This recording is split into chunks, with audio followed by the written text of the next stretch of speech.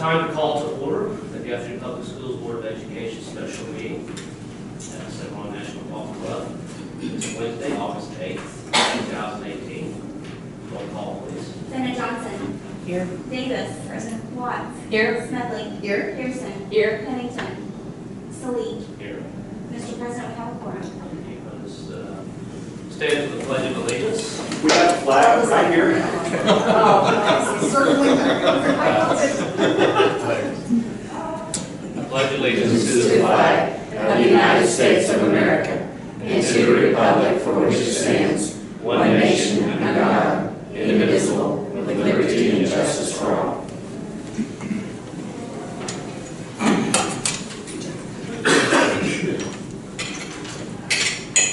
Agenda item 5, please join us in silence.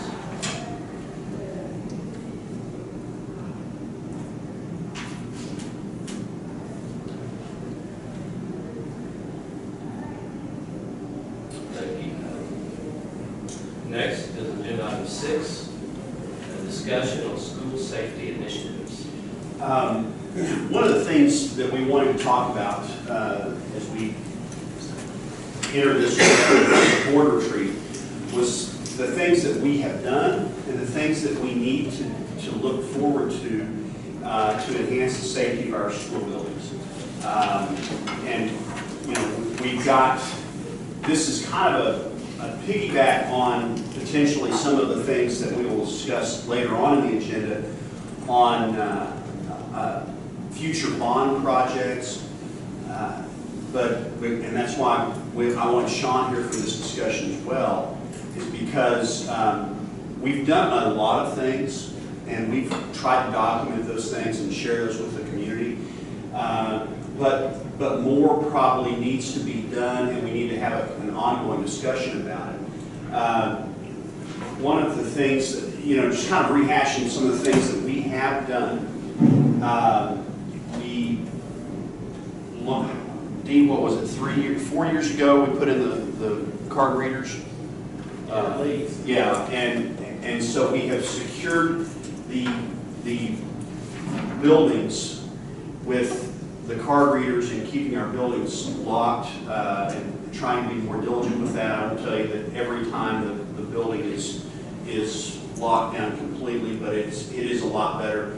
And with Dee being here too, we can talk. I may have him talk a little bit about what we've done with just the recent bond projects to enhance security as well. We are adding. We've added 2 SROs to the district in the 6 years that I've been here, with the addition of another SRO for this year that will be dedicated to Charter Oak. So we now have 4 SROs to cover what we will have is 7 buildings with students in them. So that's a part of this. We've had video capabilities before, but not anywhere near the technology that we have installed with the bond projects and some of the things that we've done this summer. In addition to that, 2 years ago, we had the Office of Homeland Security and Oklahoma School Security Institute do a study of our buildings, and we have implemented a lot of their recommendations. And that's, you can see the wealth of information here, and I can share this with you electronically. I prefer not to print it for everyone. But one of the things that we've done, and this was a recommendation out of here, and there's several things we've done from these recommendations, but we now have numbers on all of the exterior doors of our buildings. That is so that we can communicate with first responders of where a troubled area might be so that they can gain access. We make all of our first responders have access to our cards. We provide those to them so that there's the electronic locks, they can gain access to the building. We also have, on most of our buildings, I believe we have Knox boxes where the hard keys are located. But the numbering of the doors, we're going to number, and this summer we're working on this, placing numbers on the inside of those doors as well, so that the people, if they're inside and there's an issue going on outside, they can let the people, they know which door, what the door number is, so they can communicate by cell phone or however with first responders about which door is where they're behind.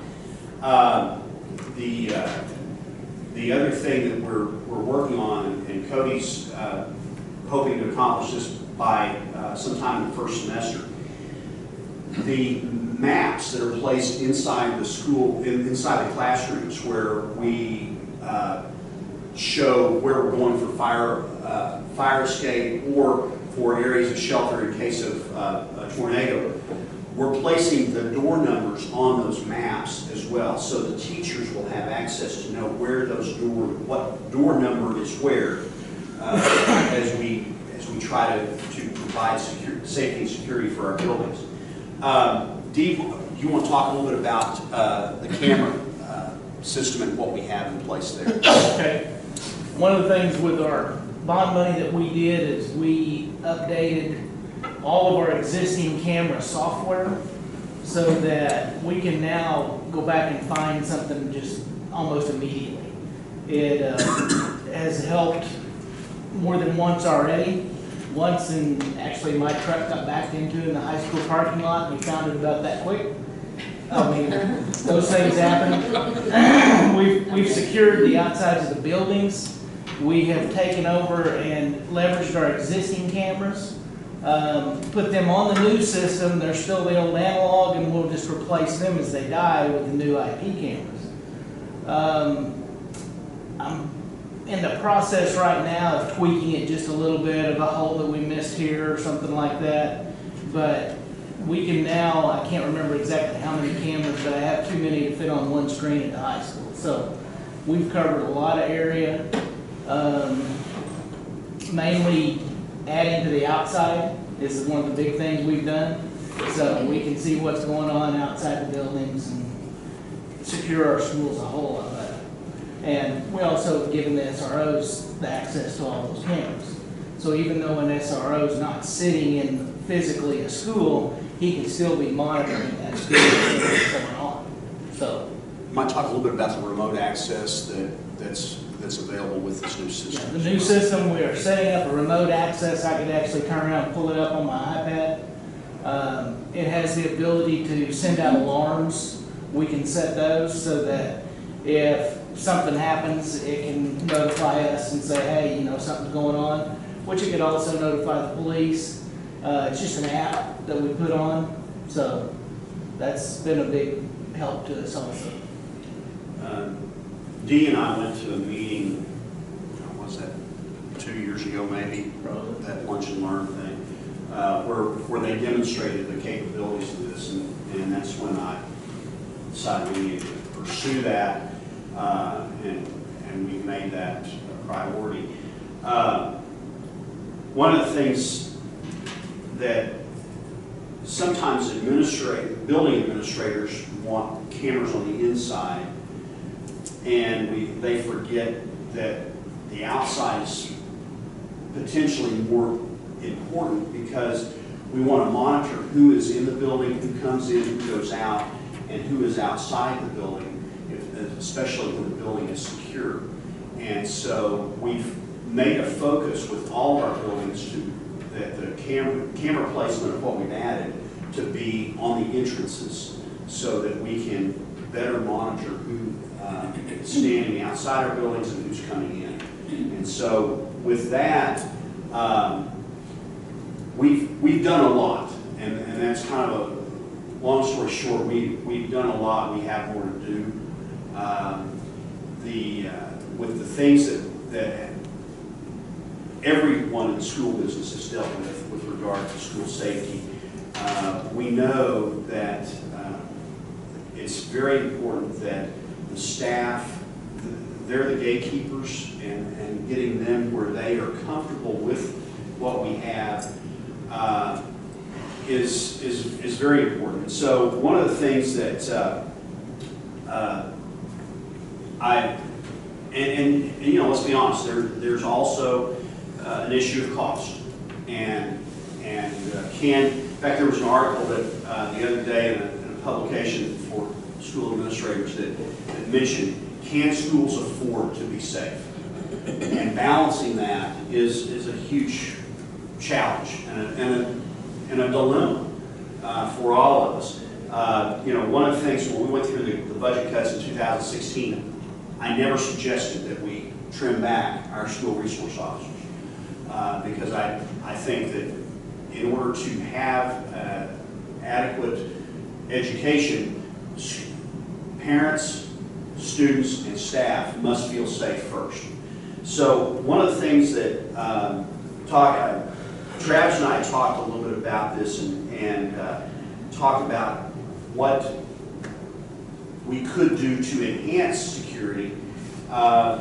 We kicked around, what is the cost if we add additional security to our buildings? Because right now,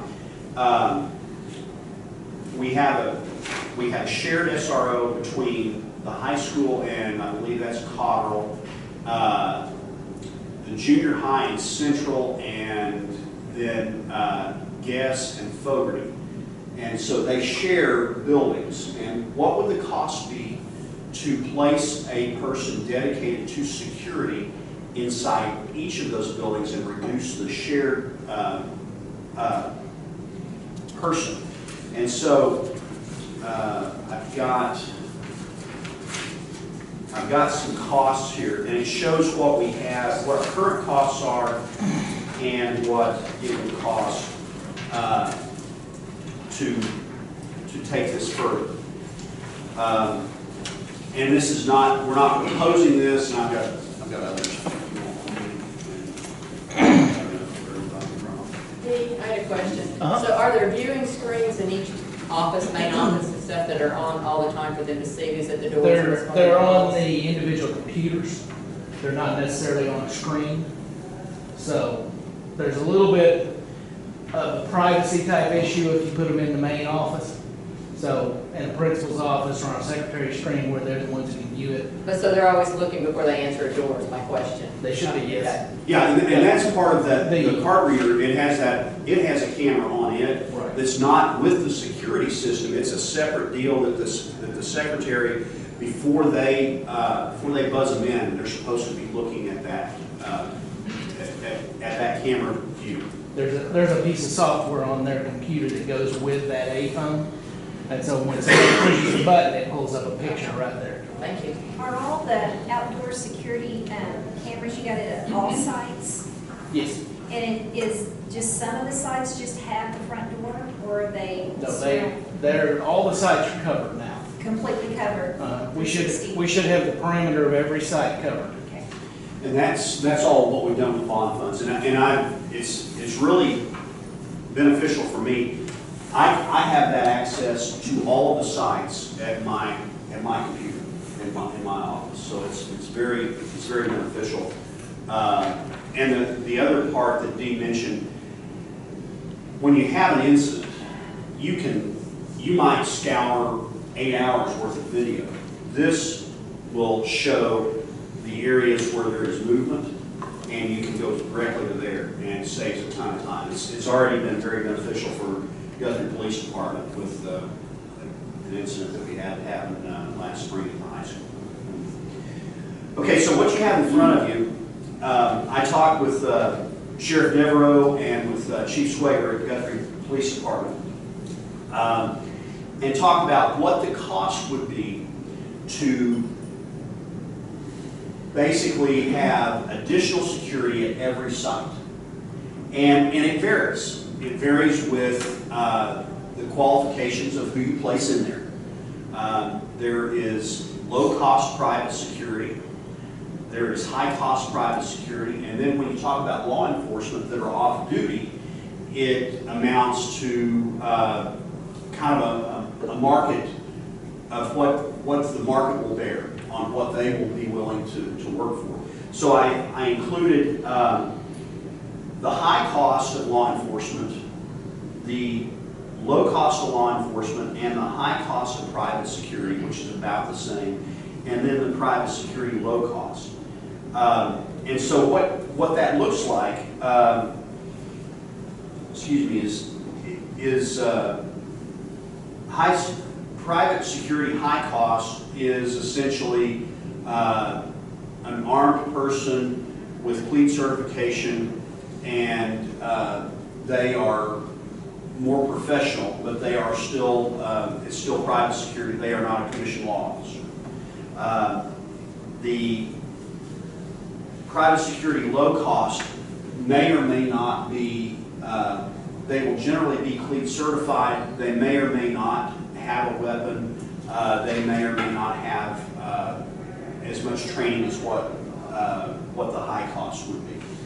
And then, of course, the difference in law enforcement, that's basically a market, what the market will bear on what they are willing to do.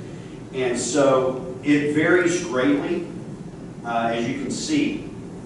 But, and then I also want to make sure that the board understands and appreciates what we currently spend. And that's down below there. The guests and the high school, the cost of those SROs went from $32,000 to $36,000 this year, but we had not had an increase in those costs since we started the program. The city of Guthrie pays for and absorbs the cost of the SRO at the junior high. And so with that and the addition at Charter Oak, we have a $102,000 investment annually on what we spend on our SROs. And the one of the things that is a little bit different, you'll notice that Charter Oak is a little bit less expensive than the guest or the high school. I attribute that to obviously the sheriff, it'll be a deputy sheriff from the Logan County Sheriff's Office. They are non-union, and the Guthrie Police Department is unionized, and so the costs are higher there. And you know, we have a great relationship with both offices. They are very helpful and receptive to us, and I'm sure this will be a new experience with Charter Oak and our work with Logan County Sheriff's Office. But they are also working with Mulhall and Coyle to provide an SRO there. But they're also the SROs that are going to Mulhall and Coyle will be subject to call-outs in that area as well, unlike our deputy at Charter Oak. They will be dedicated solely to that building. And that's not to say if we have a major event, they won't leave, but that happens. An example of that was when Deputy Wade, the incident happened there. Even Guthrie PD pulled their people out because of what was going on. That being said, we still had patrols that increased around our school until they had a person of interest isolated. And so we wanted to make sure we kept our schools secure there. All that being said, I know I've thrown a lot at you right now about what we've done and what we are doing and what it might cost. Bottom line is it would, in order to add the high-end law enforcement there off duty, we're talking essentially doubling our costs to do that. And then it kind of scales back from there. So the contract law enforcement, would we have to administer that program, and would we have to insure those individuals? You know, that would be they would be individual contractors with Guthrie Public Schools, and they would bear their own insurance costs and things like that. We have done that before. Yeah, the high school, when I got here, we had a contract person that worked at the high school, and they had a lot more limited hours than what we're talking about here. But what it amounts to, the downside of this is we don't always have the same person, and they don't have the SRO training, which is very specific on issues with regard to school safety. And that's, you know, the SRO training is very beneficial, and so that's why if we look at wanting to add additional SROs, then that's a whole other issue, because then the police department or the sheriff's department will have to add staff, and we're only going to employ them for 9 months, so they're bearing the cost of them for the remainder of the year too. Do they have the staff to provide that? It would be off duty. It would be up to them on whether or not they would have staff willing to. But you know, Damon and I talked about you know, if we want to do this, let's give him some lead time to staff up. You know, and this discussion originally was planned for our retreat in June, and that, you know, in preparation, but nothing. You know, I've spoken with Chief Swager and Sheriff Devereux both, and nothing has really changed on the numbers. But obviously, the calendar, we're at a different spot on the calendar. But we would require SRO training for whomever if we went with this plan. Well, we could, or we could just have security. So that was the question I had, is SRO training as necessary at the elementary level?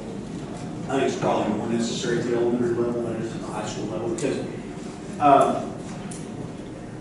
the things that we deal with at the elementary level are different than the things we deal with at the high school level. In many cases at the elementary level, and when Carmen gets here, she can speak to this too. We deal with a lot of custody issues where parents may or may not have custody rights or visitation rights or whatever, and they show up at our school. We deal with sometimes the issues that are going on at home are affecting the child and the behavior at school, and law enforcement provides a method to identify some issues going on if the DHS needs to be contacted, or Child Protective Services, or any kind of thing like that. At the high school level, we have sometimes, I'll just say it, we have some criminal activity with students that we have to deal with. We have students that are in need of protective services from maybe a bad situation at home, and we have, and the abuse opportunities are from pre-K through 12, and so those are some of the things that our SROs deal with. And I can't remember when, Sharon, you asked one time what they do, and I can't remember if I sent the report for 1 month to all of you, but you can see, and that was a pretty typical month. You can see what they do, and you can see their value. Now, one of the things that I'll mention, because I've talked with other superintendents that have SROs or at least some kind of law enforcement in every building,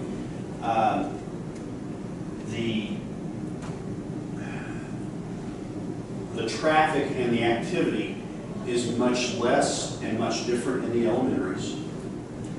And and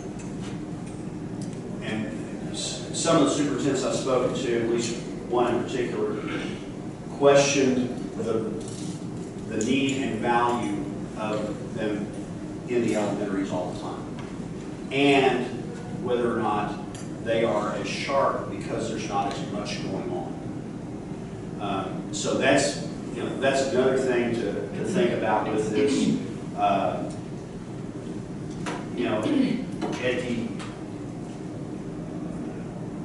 At the end of the day, I think we all want our schools to be safe. What that looks like is really what we're having for discussion today, probably. When I was at the convention a couple weeks ago, Colonel Oliver North spoke, and of course he's the president of the NRA. Notwithstanding anything about that, in light of everything the country has come to with safety and everything in schools, the NRA is now offering, not only they'll come in and check the schools, free, they'll send somebody, a team, to check their security issues at your school, but they're offering grants to school districts to help, defray some of the cost for securing the schools. And I don't know if that's, and I hadn't called them, but I've got a number and everything. I'd be interested, if you would want, if anybody would want me to, I'd be interested in just, if you want me to, call them and just see what would involve, if we could get some grant money that would help us, take care of some of these costs without, and there's no ties to anything. He said there's no ties to the organization or anything as far as you have to be this or that. But they're trying to help across the country, take care of some of the costs of the security and stuff in schools. So I don't know if that'd be something you'd be interested in finding out more about. I'm glad you mentioned that. There's also, when Carmen gets here, there's some federal money available this year to help defray some of the costs too, that we're going to look at to code how we're paying for possibly the SRO charter oak. The problem with federal money is you can't supplant. In other words, you can't pay for use the federal money to pay for something that you've been doing before. It has to be something you're adding new. And that's something that I know we kicked around a little bit.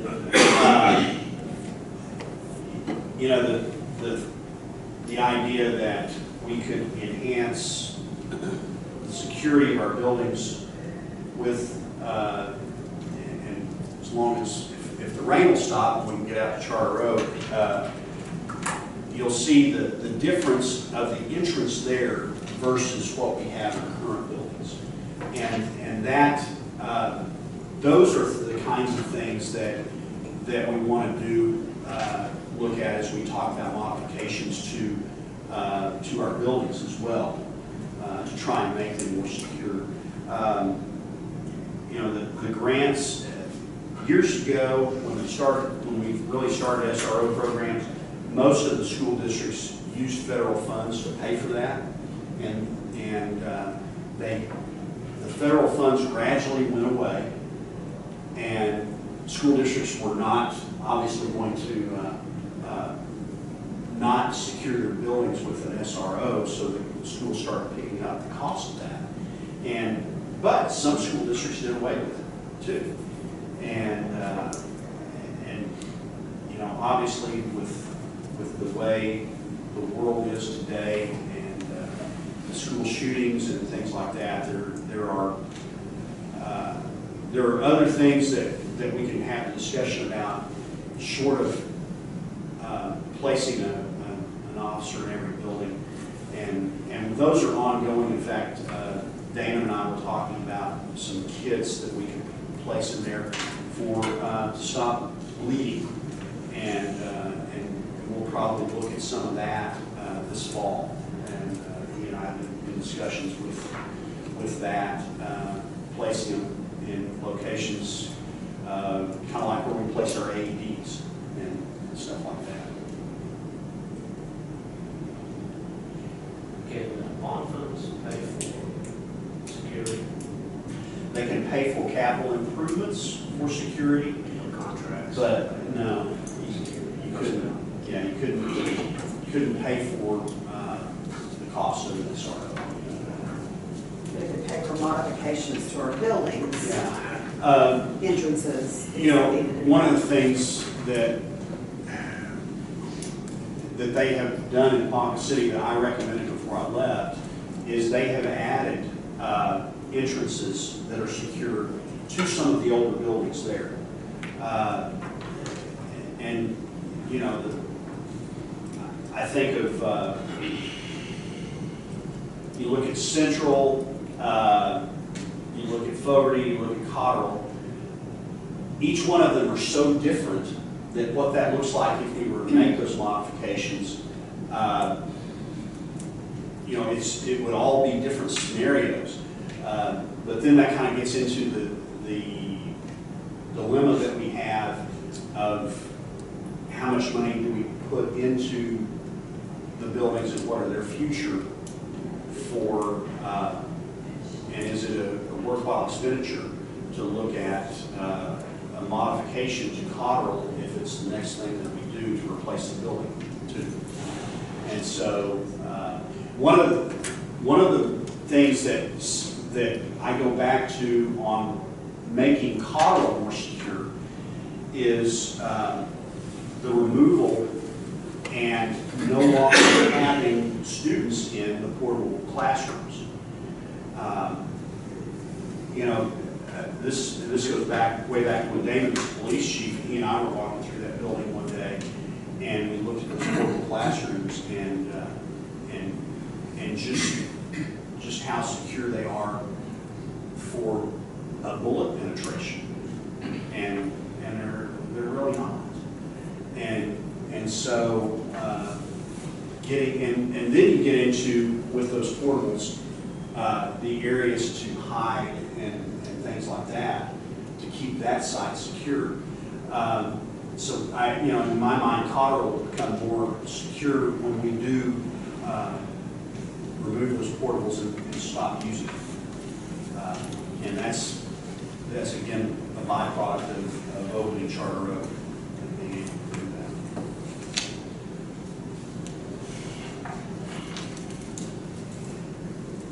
Well, appreciate that. We did not have discussions, there's no action today, but I was curious on what the other board members thought, because you know my opinion, I believe, to enhance security.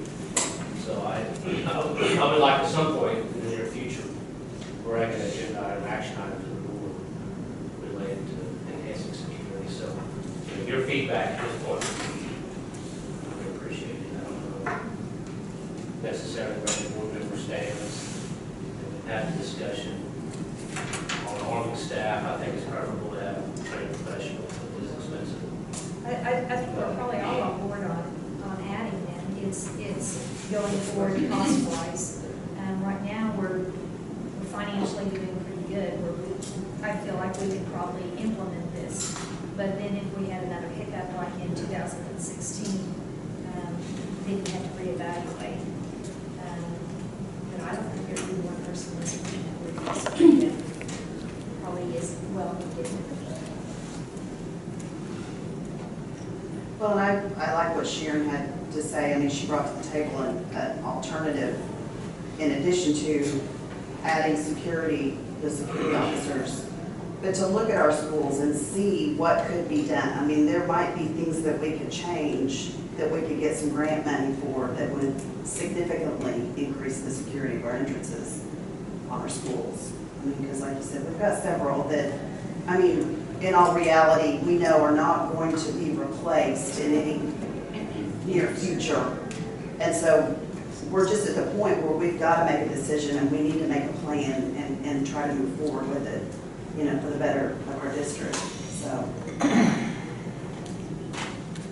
Sean, what do you think on the buildings that in order to make them more secure, with secure entrances, like take Fogarty for example? What does that look like in that building? Well, we do secure entrances all the time. That's like you did at Ponca. That's a very common project we do. We go back in the older buildings. The complicated thing at Fogarty or any other school like Central is, it's not necessarily just as simple as adding a second set of doors, because like at Central, the office is not by the entrance. So now you're looking at not only moving office furniture, but cutting a hole in the wall at another door to kind of create that secure vestibule path. Then you're relocating intercom systems and fire alarm and those kind of controls things that have been set up over time in the offices. So it can kind of snowball a little bit in some of those instances. Unless, like at Central, you could move everybody to come around on the front side, but then that's another safety issue. Now you're on 30 degrees. So each side is going to be different, but that's where it gets more complicated, is because you end up, because to truly do, I think, a secure entrance the right way, you need to have the office right there. You need to have somebody sitting at a desk all day who can not only look at the camera to see who's at the door, but I can see personally, those cameras, those AI phones are great, you can look and see, but you don't see their whole body. If somebody's holding something down on their side, or those kinds of things. If you're sitting at the desk and you can kind of look at the door, you can kind of see. And then like Charter Oak, we kind of have sort of the man trap. So you let them in, but you only let them in the vestibule, then you have to let them in again actively into the office, and so you kind of create that second step. Well, if you're not sitting there to look at that, then I think it creates a little bit of an issue. So it kind of snowballs a little bit. It can in these schools can be a little bit right now. Central looks like it's the worst if it's the problem. And you'd have to completely do that over, and sometimes it's not as simple as going in. You have to do an addition. Central, some of those where you come in, the stairs are closed, so there's a bathroom right there. And so if you create a vestibule with bathroom doors in the vestibule, and so you're going to have to add on to the building, which can be done. But then sort of buildings like Central, which is a more historic building, do you want to, you kind of look at those kinds of things too. What does that look like? How does it affect the rest of the kind of that parking or the playground there? But it can get complicated. But it is a project that does like a mock up all the time. Yeah. And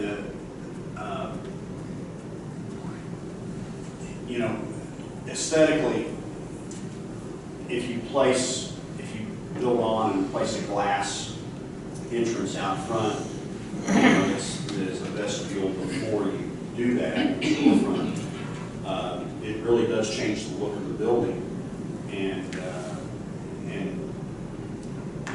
So you fight that battle, and it's really tough with buildings that were not designed that way. I will say, everything you talked about this morning, other districts talk about and do similar things. What we have found and doing this kind of discussion and other committees and safety committees is there's no right answer. There's no answer yet. Nobody has the answer. Nobody really knows. It seems to evolve and move, and so I think doing something is better than nothing. I think doing these activities and steps are important. Sometimes it's you're keeping honest people honest a little bit.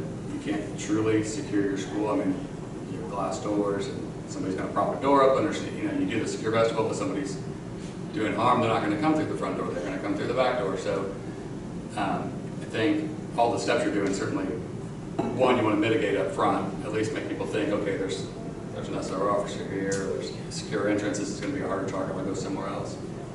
And then having those things in place, like the signage in the rooms, is very important. You can put signs on all your exterior doors that say this is entrance A or entrance B, so when emergency responders show up, they know where to come into the building as quickly as possible. So, but I would say there's really, I've not heard of anybody have the perfect solution yet. It's sort of evolving.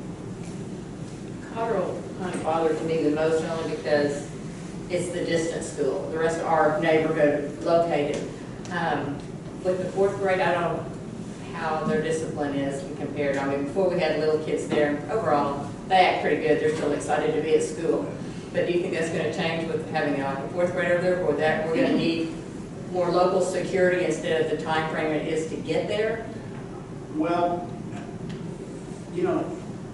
talking with, it's a great question. I've had discussions with Guthrie Police Department about where they have their officers. And there is generally 24/7 one on the west side of Cotton. So if there is an incident, Now, when we share with the high school SRO being the one that typically goes to Cotterell if there's an incident. That being said, if there's an issue and they need a quicker response than what they can come from the high school, that's not to say that the SRO at the junior high can't run over there real quick to be there as well. And I know we've had times that the patrol officer will respond and can be there faster than SRO if we have an incident. But in all honesty, I'll tell you that I believe we probably have more issues. We've had historically more issues in Cotterell because of custody with parents than we have any of our other buildings. Because there are family situations that when they're that young, they're still trying to work out with the family. And I think now we're going to disperse that throughout the district, which will radically change that dynamic. The thing about the population of Cotterell has been that all of the pre-K and about half of the kindergarten population, those parents are learning what school is in many cases. And so that's a huge learning curve for your entire group of patrons that are going to be in that building. And it just has worked out that many of the family issues that have surfaced have been more acute at that building than they've been at others. So we've had probably more issues with at Cotterell because of that. And you know, I want to think the fourth graders are not going to have the discipline issues that obviously junior high kids are, high school kids. And that's why with who we have, you know, we've got an SRO guest, and we had 4th, 5th, and 6th grade, but as they get older, there are more issues with the 6th grade than there are with the 4th graders.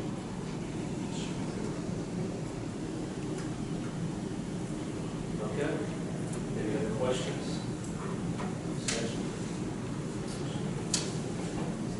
Next agenda item 7, update on current and past construction and bond projects. Is the rain included? No.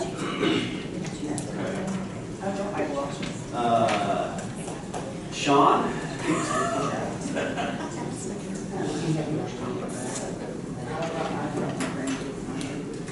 Yeah, that text is wet.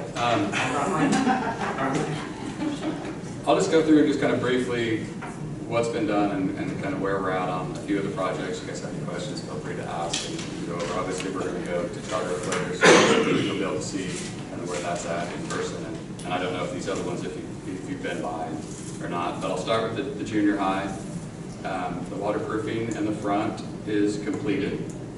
They backfilled all the dirt around all the front portions of the building and are waiting to do sidewalks around the front. They are working on the tuck pointing of the brick and cleaning of the stone. I don't know if you shared that picture or not, the one we took of kind of the before and after. Yeah, I've got it on social media. I assume, I guess I shouldn't assume that all the No. workers follow, got their public schools Facebook page, but you don't. I would welcome you to. I've seen it. It looks really nice. The subcontractor doing the masonry work really seemed to take pride in what they were doing. They asked lots of questions. They wanted to do it the right way, and they're being very careful. And it looks really good. So they're working to make their way across the front. They have sealed the front steps. If you've seen that, we put a new pedestrian traffic coating on the front. It's more of a tan color than the gray. What was there before was more of a kind of epoxy paint. What we've used is a more it's a product used for pedestrian decks like parking garage decks. So if you've seen the pictures and part of the project, what we're doing is repairing the underside of those stairs. If you've seen underneath there, there's been water damage probably for 50, 60, I mean, since it was built, probably. The bottom side of those stairs had deteriorated and the rebar and all that had rusted out. So we were going through and trying to repair that, as they started to dig into that, they found it was even worse than what we thought, and they were worried they were going to chip all the way through the stairs out the front. So we've kind of modified that a little bit, and they're going to add some steel structure underneath in lieu of the rebar replacement, so those stairs don't collapse. But then the waterproofing on top will take care of the water damage in the future, so we don't get that water seepage in there. We are. They're going to get through all of that through the front. The windows are in production. I think they said around September. They were going to come back and start doing the window replacement. And I hope to have those sidewalks in before school starts. And then they'll start working on the waterproofing in the back. And I don't know if you've mentioned to the board before, one of the things that, you know, that when we dug up, or when they dug up the front, the building really did look pretty good. There wasn't any major cracks or any faults in any of the foundation wall, all that. So that was good. There wasn't any obvious areas that needed to be replaced or repaired where water was getting in. But we did find that at some point in time, there was, when the HVAC was installed, they had installed the condensate drains underground in the big rain barrels, basically underground, to collect the water. And I believe the idea was that it would just sort of leach out slowly, but it wasn't really far enough away from the building. So I think part of the water problem was really caused by continual condensation drainage. So big 55-gallon barrels, fill up the water, and then kind of get right back into the building. So we did collect all those in a pipe, and when we take those all the way around the building over to the street, we're adding a sump pump, and we're going to pump those out to the street. So I think really, and you had said, Cody had said there hadn't really been any active water penetration for a while that we had seen. So I think doing both of those things, I think, will really help in the future. Does the city have any reasonable drains anywhere close to that, maybe when the water starts going down to downtown? It will get to downtown. I can answer that because I've learned a lot about the drainage. I'm sure you have, and you know where I'm going with this. There is no drainage. That water will either evaporate or will probably go all the way to the stadium. And so my guess is it will evaporate long before it gets there. Yeah, it won't. I mean, it comes out enough. I mean, you might see a trickle at the curb, but it's not like having a garden. But it does drip. I mean, it really drips, but it will fill up one of those barrels, I think, in a day and a half or 2 days, something about that.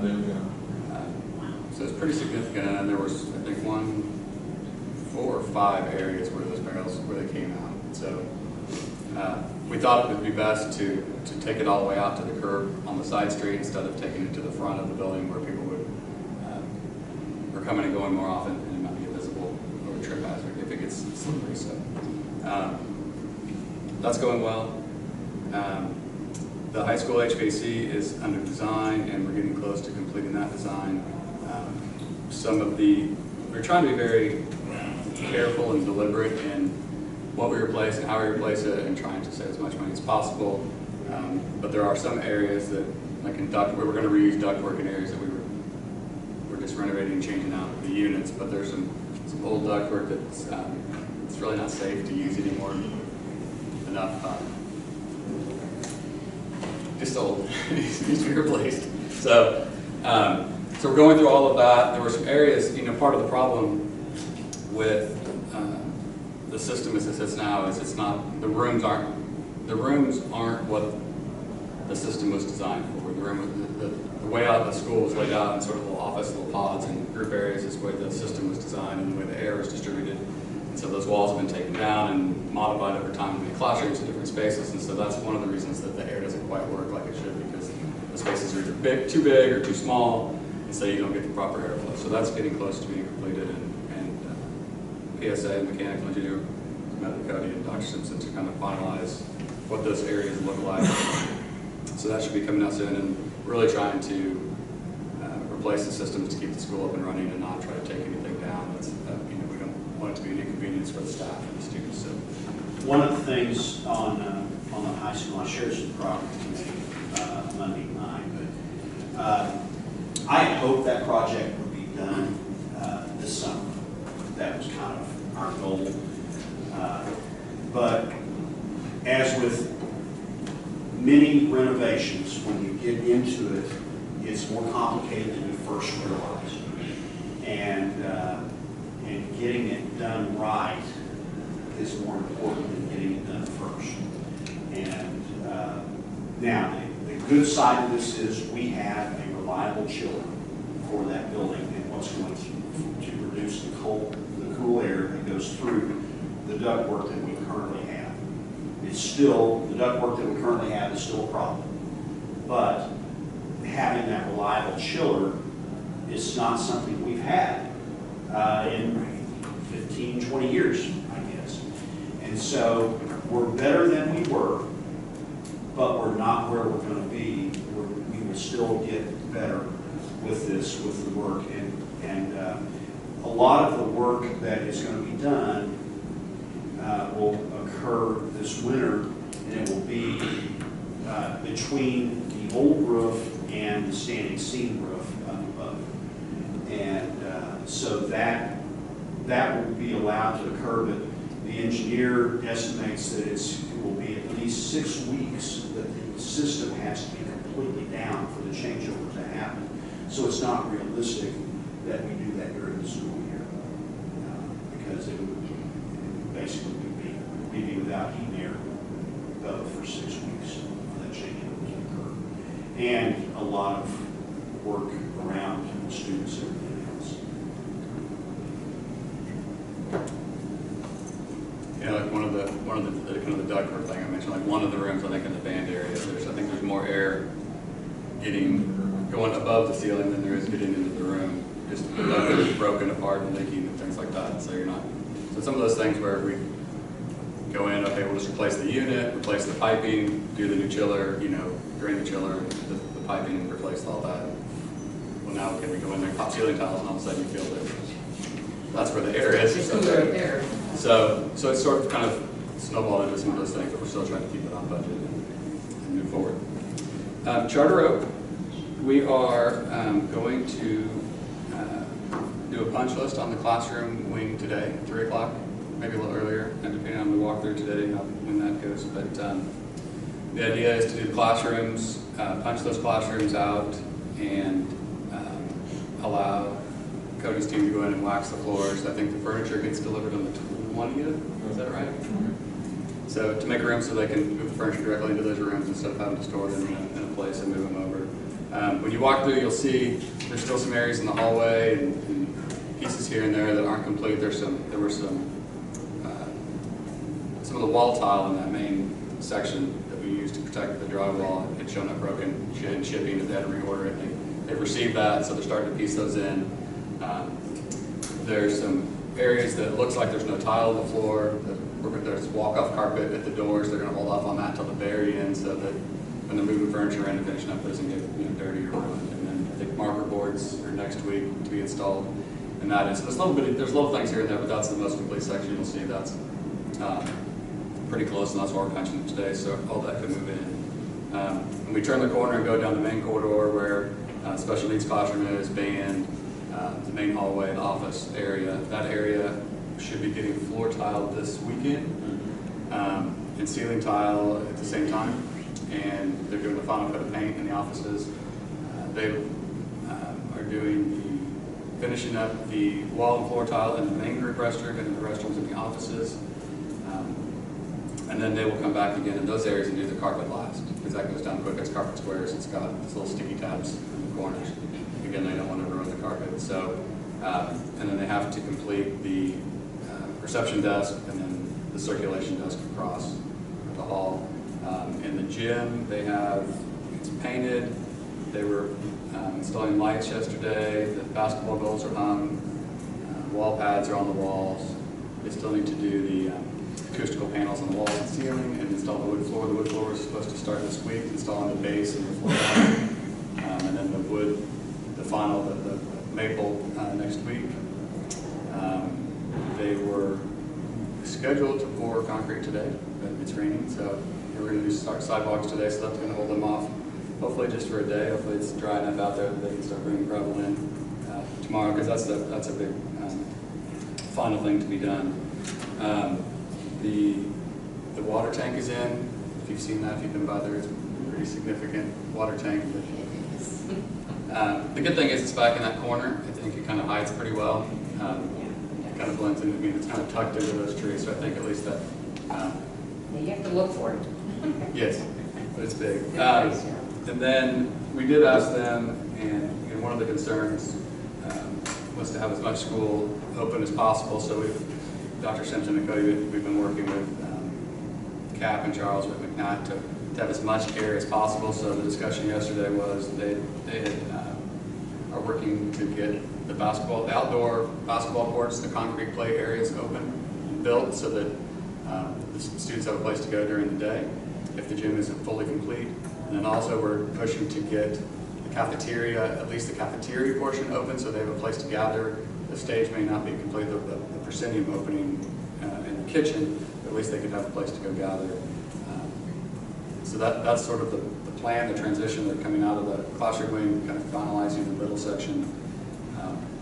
It's, according to their schedule, it's tight, but they're pushing hard to get there. And I'm hoping this big thing right now is going to be the weather and the site. So. But they were all the equipment was there, and the people were there to do the site work. So hopefully, I'm hoping it dries out enough to do that. We did get an email this morning. I think it said it was pretty bad. It's a little minutes then. So hopefully tomorrow it dries out enough they can start that work again. Your doors, your classroom doors? Yeah, classroom doors are on. All the hardware is on those doors. They need to install the glass in those doors. The water jet cut floor tile should be here next week. They said for the accent pieces, the big G that goes on the floor. Ceiling panel, the laminate ceiling panels, I think, are next week as well. So we are going to have the big G on the floor, but there is going to be. There's a G. There's a In the hallway. in the hallway. As you go. In the classroom Yeah. area? Okay. So when you're there today, you'll see. What they said was if it doesn't, the idea is to have that in. If it's not, they'll put the VCT down. You won't know it. They'll come over and you can pull it up and put the G down. But right now, there's no tile open to get that next week. Can I ask you real quick? That G made me think of something that's been on my mind. With all the different elementary schools, are we going to keep them all Guthrie Blue Jays? Thank Oh, you. yeah. I love that answer, and I'll go back to Carl, this Central Salem. No. Good, thank you. That- We already talked about that, yeah. That was, I didn't think on that one. Yeah, that's the plan. Excellent. Yeah, and I think that goes back to the whole focus when we started this bond issue. The whole package was bringing us all together. So it's under one roof. The real challenge we have right now is parking lots and the lagoon, some components to the lagoon. And but I did a walkthrough with Luke Young, the Woodcrest Fire Chief, day before yesterday, and we had some good discussions with him. Ultimately, the occupation of the building will be up to the State Fire Marshal in the State Fire Marshal's office, and the contractor is very mindful of our deadlines, and they are working diligently to try and meet those. Obviously, Mother Nature's not cooperating today, but it's our hope that we'll find a way for them to get the cooperation we need and find the windows where we're not in the middle of rain in August once again to deal with that, with parking lots and everything. So when we get out there this afternoon, it will be it's really taking shape, and you see transformation every time I go out there, and I'm out there pretty often, and I know I've taken, I think, most of you through that building a while back, and it will be vastly different now than it was then, but we have a very short window of time before it starts short. It looks like the lagoon area is looking a lot better. I mean, I don't know if they've done more work there, but it looks more built up and everything, so it looks good. They have everything piped to the lagoon. The only thing left they have to do is build the outflow structure, and they were scheduled today to do the form work, to set that form, and pour the concrete to finish that this week and the first of next week. It was kind of low in there in water, you know, but when I went by the other day, it's like, wow, I believe the road looks better, it looks nice. this week, Better than gravel this week, and the fence this week. They ordered the fence Or the finish. and the sod, so it shouldn't be a few weeks. Because the rest of it was really there, and the pipe structures, all the piping, everything is there, it's just the outflow structure that they're building currently. I know you finished with Central, but I have to say again, coming in today and going by it, wow, that building is just, it's just beautiful. It is just so nice. I think that's kind of, at least the front side, obviously, of the junior high. Oh, yeah. Well, I can't I wait. think if you want to kind of picture in your mind what that will look like, it's a lot like Central. The color, the windows are the same, the color of the windows is the same, Yeah, it's, and the stone should clean up the same. it really looks. Yeah, I think when we're done with the junior high on this phase, we'll be really proud of both of this building. The junior high windows, we're going to do them similar to how we did Central. The contractor can displace a classroom for a day, and they can install the windows for that classroom in a day, and then they'll just move on to the next classroom.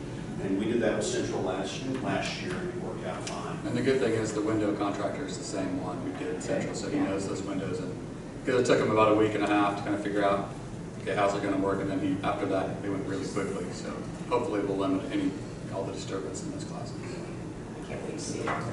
It's good. Any other discussion on the past construction and bond projects?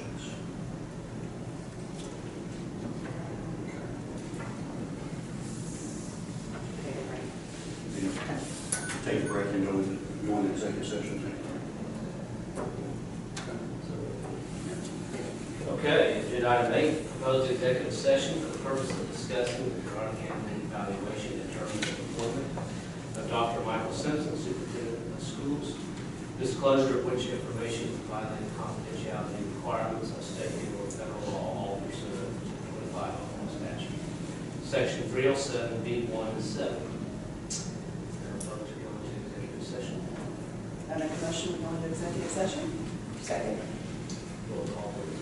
Bennett Johnson. Yes. Davis. Yes. Watts. Yes. Smedley. Yes. Pearson. Yes. Khalid. Yes. 6 ayes, 0 nays.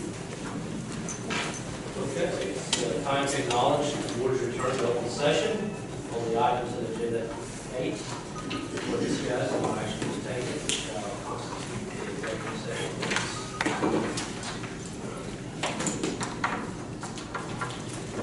Next up, agenda item 9, the update on the elementary transition. We are on the cusp of embarking on one of the biggest transitions this district has ever faced.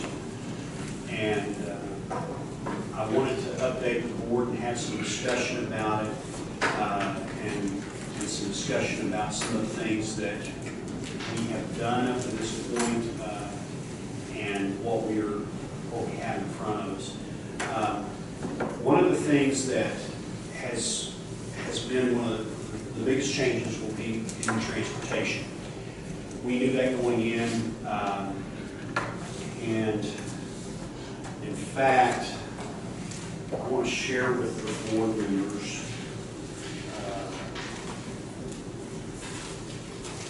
one of the reasons that we have chosen to embark on this is you will see when we started this journey, as we were formulating our long-range planning committee and determining the needs of our district, we identified the high amount of transportation costs for our district. And it's graphic there. This is the fiscal year 2017, the 16-17 school year, you'll see where what we spend on transportation and our peer districts. If you look at this chart for any number of years going backwards, it will be very similar. Those are dollars that can otherwise go into the classroom. And then when the last board retreat that we had, Ms. Walters, this was about, it's probably been 4 years ago, I think, that we had one. Ms. Walters made a presentation to the board because of statistically, studies have shown that the number of transitions that a student encounters in their educational career, as that goes up, also the higher that is, the greater risk that they have of becoming a high school dropout. And as we have transitioned kids through the grade centers, we wanted to try and minimize that and also create an environment where parents have more identity with the school building. The example that I cite often is, and I've encountered this myself as a parent, Central Elementary has for a number of years had only first graders in there. A PTO fundraiser that is geared towards Central Elementary, those students may not even see the benefits of that fundraiser before they're transitioned into another building. So as we had the long-range planning committee, and this started 5 years ago, look at what our options were, they made the recommendation to this board to go to neighborhood schools and look at what the and when we say neighborhood schools, that's by attendance zone. That committee gave a lot of direction from the community to the board and a lot of their input as we formulated the bond issue for the construction of Charter Oak Elementary. We could not do this until that building was constructed because of the nature of where our buildings are and where our students are. And so as we have gone through this whole process, and we are now on the verge of this transition, we have involved, obviously at the outset, the long-range planning committee. And we had 16 people, I believe, 3 of which were school board members at the time. I'm trying to remember, Travis, you were Tom and Gail. Yeah, so Mr. Shalee served on that committee. And then as we went along and we passed the bond issue, then we developed an elementary transition committee that met to look at our buildings for the things that were necessary to make the transition to neighborhood schools. And that committee was made up of parents and staff members of students that would be affected. And we've used that input to help guide us as well.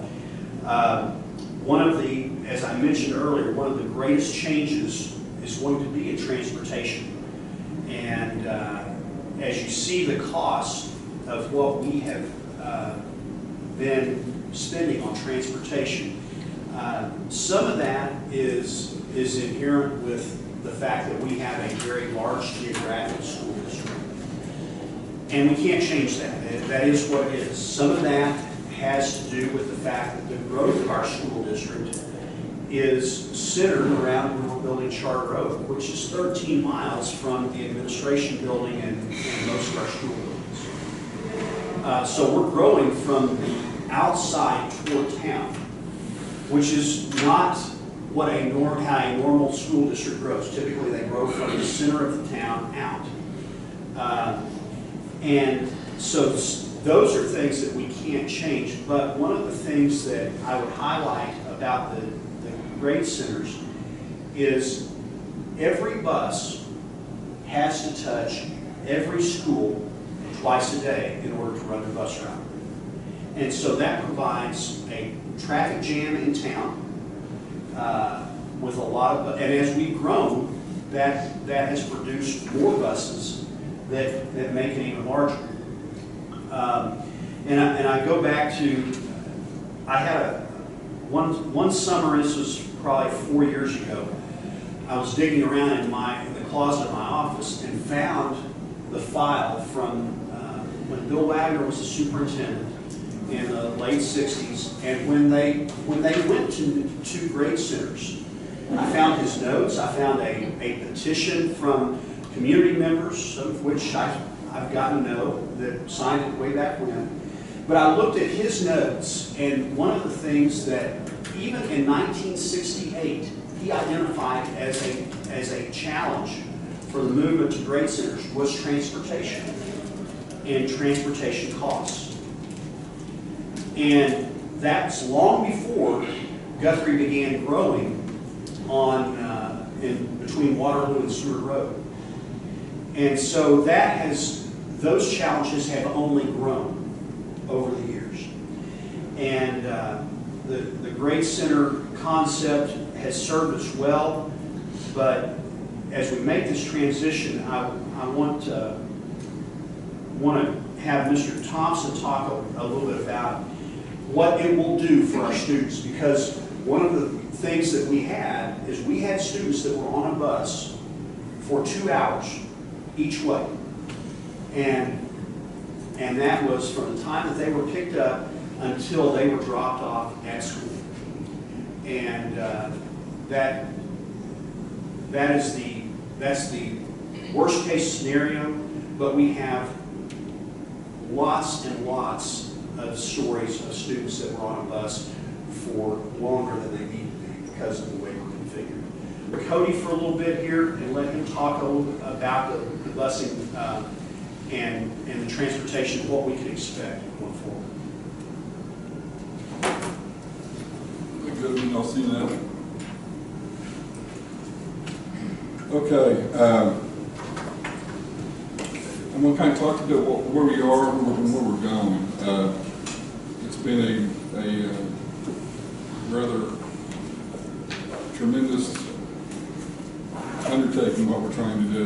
We're working with our vendor, Easy Route Finder and things like that, to be able, easy routing, to be able to do this. Without their help, it would have been very difficult for us to do it by ourselves. We now have transitioned from what we used to do as far as our routing goes, and then we put in the bus stops for all the sites and the pickups and things like that. So, as Dr. Simpson talked about, this past year and the years in the past, all buses went to every school, picked up the route riders and also the shuttle riders. Most of the buses in the afternoon never left town until, I'm going to really tell you, until about 3:10 was when we got out of school. It was usually about 4 o'clock before we even left town and started doing our routes. We had to drop off all the shuttle riders at each one of the schools. At one point in time, I could count on the viaduct and going down the road and everything there. It would be uncommon for us to have about 13 to 14 buses right there in that area. So that slowed us all down. So the kids, before they even started to get ready to go home, were on the bus. Some of them were on the bus for 40, 50 minutes before we even got started going out and dropping them off in town. So that was going on. We shuttled students from school to school. We used to mainly do door to door. If we went by your house, we would drop it. Okay, and that means go, stops, things like that. Last year alone, for just our regular route buses, not including sped routes, activity buses, and anything like that, we covered 300,000 miles for the district, which averages about almost 2,000 miles per day. And the average route time for all our routes, and we had 23 routes last year for our regular routes, it was about 3-hour drive time, hour and a half in the morning, hour and a half in the evening. So that's what went on last year. That's what we're looking at. Each bus that's assigned to an elementary school, whether it be Central, Charter Oak, Colorado, or Fogarty, will all go to Gass Junior High and High School, besides that school that they're assigned to. They will not be going to any other grade school. They're just going to go to that grade school that they've been assigned to. That's a big change. Riders will only be picked up at their primary resident address, located at the elementary boundary. And the situation with that is, and that's what we're dealing with. A couple of instances I can think of. They live at mom's house, okay? Mom lives in Colorado school zone. They go to Colorado school, they're second grader. Dad lives in Fogarty school boundaries. That bus, that mom's address will not touch Fogarty, will not go to Fogarty. So we can't pick that student up and take them to Colorado. Does that make sense to everybody? So we've had to eliminate all that. So that's something, I know you guys get a lot of phone calls. The administration gets a lot of phone calls, and we get a lot of phone calls on some of this stuff. So if I can explain to you what's going on. So the shelter routes have been eliminated. The walk zone is 1.5 miles, the radius, the circle radius. And you can go to that, and I'll explain that to you in a minute. The neighborhood stops have been created, so we're no longer going to stop house to house, unless you're out there. There's some people out there in the country that we got to go to their house and pick them up. But we think for two reasons we have neighborhood stops. One, safety in numbers. We believe that if you have 5 or 10 kids at a bus stop, the kids are safer out there and be out there in the dark and whatever by themselves. And two, it helps on the wear and tear and the cost of the buses. The parents can go online and register. It's on the quick links on the front of our webpage there. They can register right there online, get it done with. And if they want to know, we're getting phone calls about, I don't know where the boundaries are, where the walk zone is. If they go to Find My School Elementary, you click in the address, say 3900 East Simmons Road, it'll pop up what schools they're going to go to, and it says in the directions, you click on Charter Oaks, it'll bring up that walk zone radius, and it'll let you pinpoint where that student lives, in the walk zone or outside the walk zone. That makes sense to everybody? And that's what the parents can do on the website as well. We're going to drive about 850 less miles a day. That is a day. Saving about $289 per day on fuel costs alone. We're also going to reduce the routes about 20 hours each day, which will allow the kids to get home quicker. We have to be on the bus, as Dr. Simpson said, 2 hours in the morning, 2 hours in the evening. And that would be help for them. We're also going to be able to eliminate 2 routes. That could be a savings of anywhere between $50,000 and $75,000. Enrollment courses the 15th and 16th, our centralized enrollment. A week from then, we'll be able to email or text around information to the parents when they enroll on the 15th and 16th. In the past, we were able to just say, you're on bus 1, you're on bus 2, you're on bus 3, and that kind of thing. We're not going to be able to do that. We have to input all the information because, for instance, I believe we have 6 buses assigned to Charter Oak. And so we have the bus stops, that may change in enrollment because we know what's going to happen when the enrollment starts in next week? Next week. So we have to input that information, decide which buses are going to ride on and things like that. So that's going to go on. Those numbers could change because of the centralized enrollment because we don't have those real numbers yet to be enrollment done with. So that's kind of some data and some details for you. And then this next slide is going to be information, what we're looking at, what we know of right now in our buses. You can see that, like bus 1, last year drove 90 miles. This year we estimated 84 miles. They're on the route for 3 hours and 2 minutes. This year it's 2 hours and 53 minutes. So you see the savings, 6 miles difference, 9 minutes difference. But when you go down for next one, bus 2, they drove 105 miles. Next year they're going to drive 72. And we go from 3 hours and 15 minutes to 2 hours and 5 minutes. We save about 30 minutes in each time in the morning and the afternoon routes. That's what that's talking about right there. And at the bottom, you can see the information that's kind of gave you. The 2,000 miles we drove last year, the 1,000 miles we're going to drive this year, and then the time frame from being on the bus for 3 hours for the AM and PM routes to about a little under 2 hours for the AM and PM routes for this year. So that's the difference in what we're trying to do. One of the things that has been discussed a lot has been the difference that we're making a change in with regard to some of the daycares.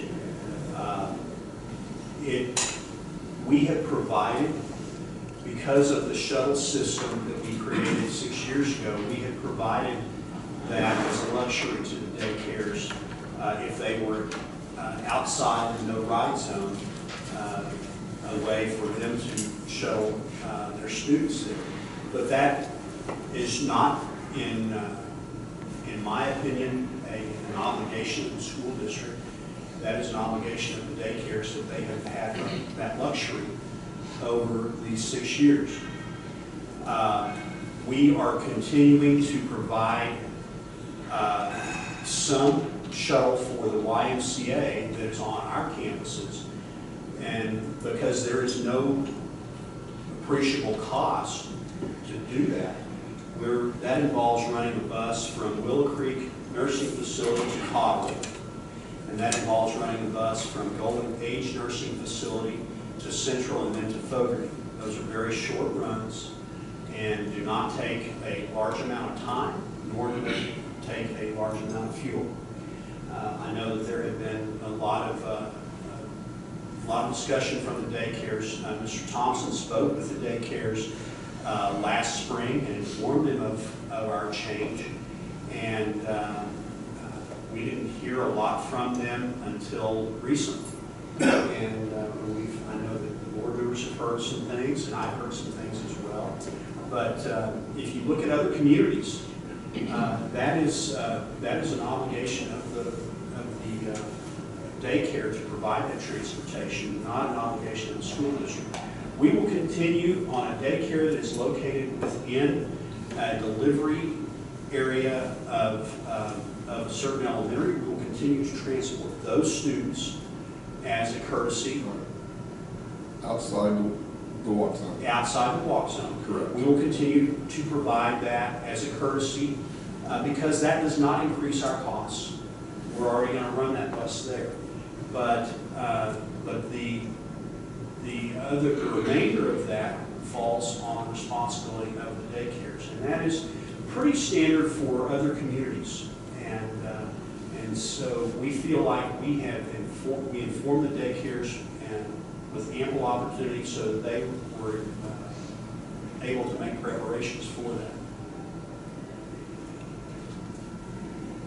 Hey Cody, do you want to talk a little bit about what your staff has done this summer with the planning of those routes?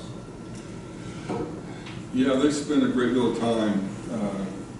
Dale's our easy routing guru that's been helping us. And they've been working with Jane and a couple of the ladies over there. As they set the routes up, then we had to actually go out and drive those routes to see if they made sense. Because we only drop off on the door side. We can't drop off when the kid has to cross the street. So in some of those routes, when the computer does it, it looks like it's a good route, but sometimes they got it backwards. So they had to go out almost a month and a half and drive every one of these routes and make sure that it makes sense of what the computer's telling us makes sense. And so we've had to change those. And we've done some downloads and things like that to get everything correct, because what ends up happening is when you want to look at find your school, elementary school, if you don't put in the right address, it can ship you somewhere else. So you got to put in East Simmons Road or Avenue or Lane or something like that. And so we've had a lot of those issues with the ISIS part we have, that the appears in the wrong spot, or they don't have Avenue, or they don't have road or something like that. And it's kind of polluted our documentation and our information that we have. So they spend a great deal of time this summer going out and driving those routes to make sure they're right. We still have one or two more we're looking at that we believe we can tweak. That's what they've been kind of doing, Doug, and everything during the summer, getting those correct, make sure they make sense to us. We'll make those routes. That's a lot of time spent. We appreciate it. It's a big change here. We're going from basically, if you wanted to ride the bus, if you wanted to go from the junior high to Central, we took you. You know, it was basically, we picked up any kid basically who wanted to show up from school to school. We picked them all up, going home and things like that. We understood the mom and dad thing, the example I gave you, or the grandmother thing, or stuff like that. We had to draw a line at the school boundaries. We couldn't even, how do you tell, you got a first grader and an 8th grader. And grandma, and they live in Central, but grandma lives in Colorado. Well, we only pick up the Central kid. But we do go by the junior high, pick up the 8th grade kid.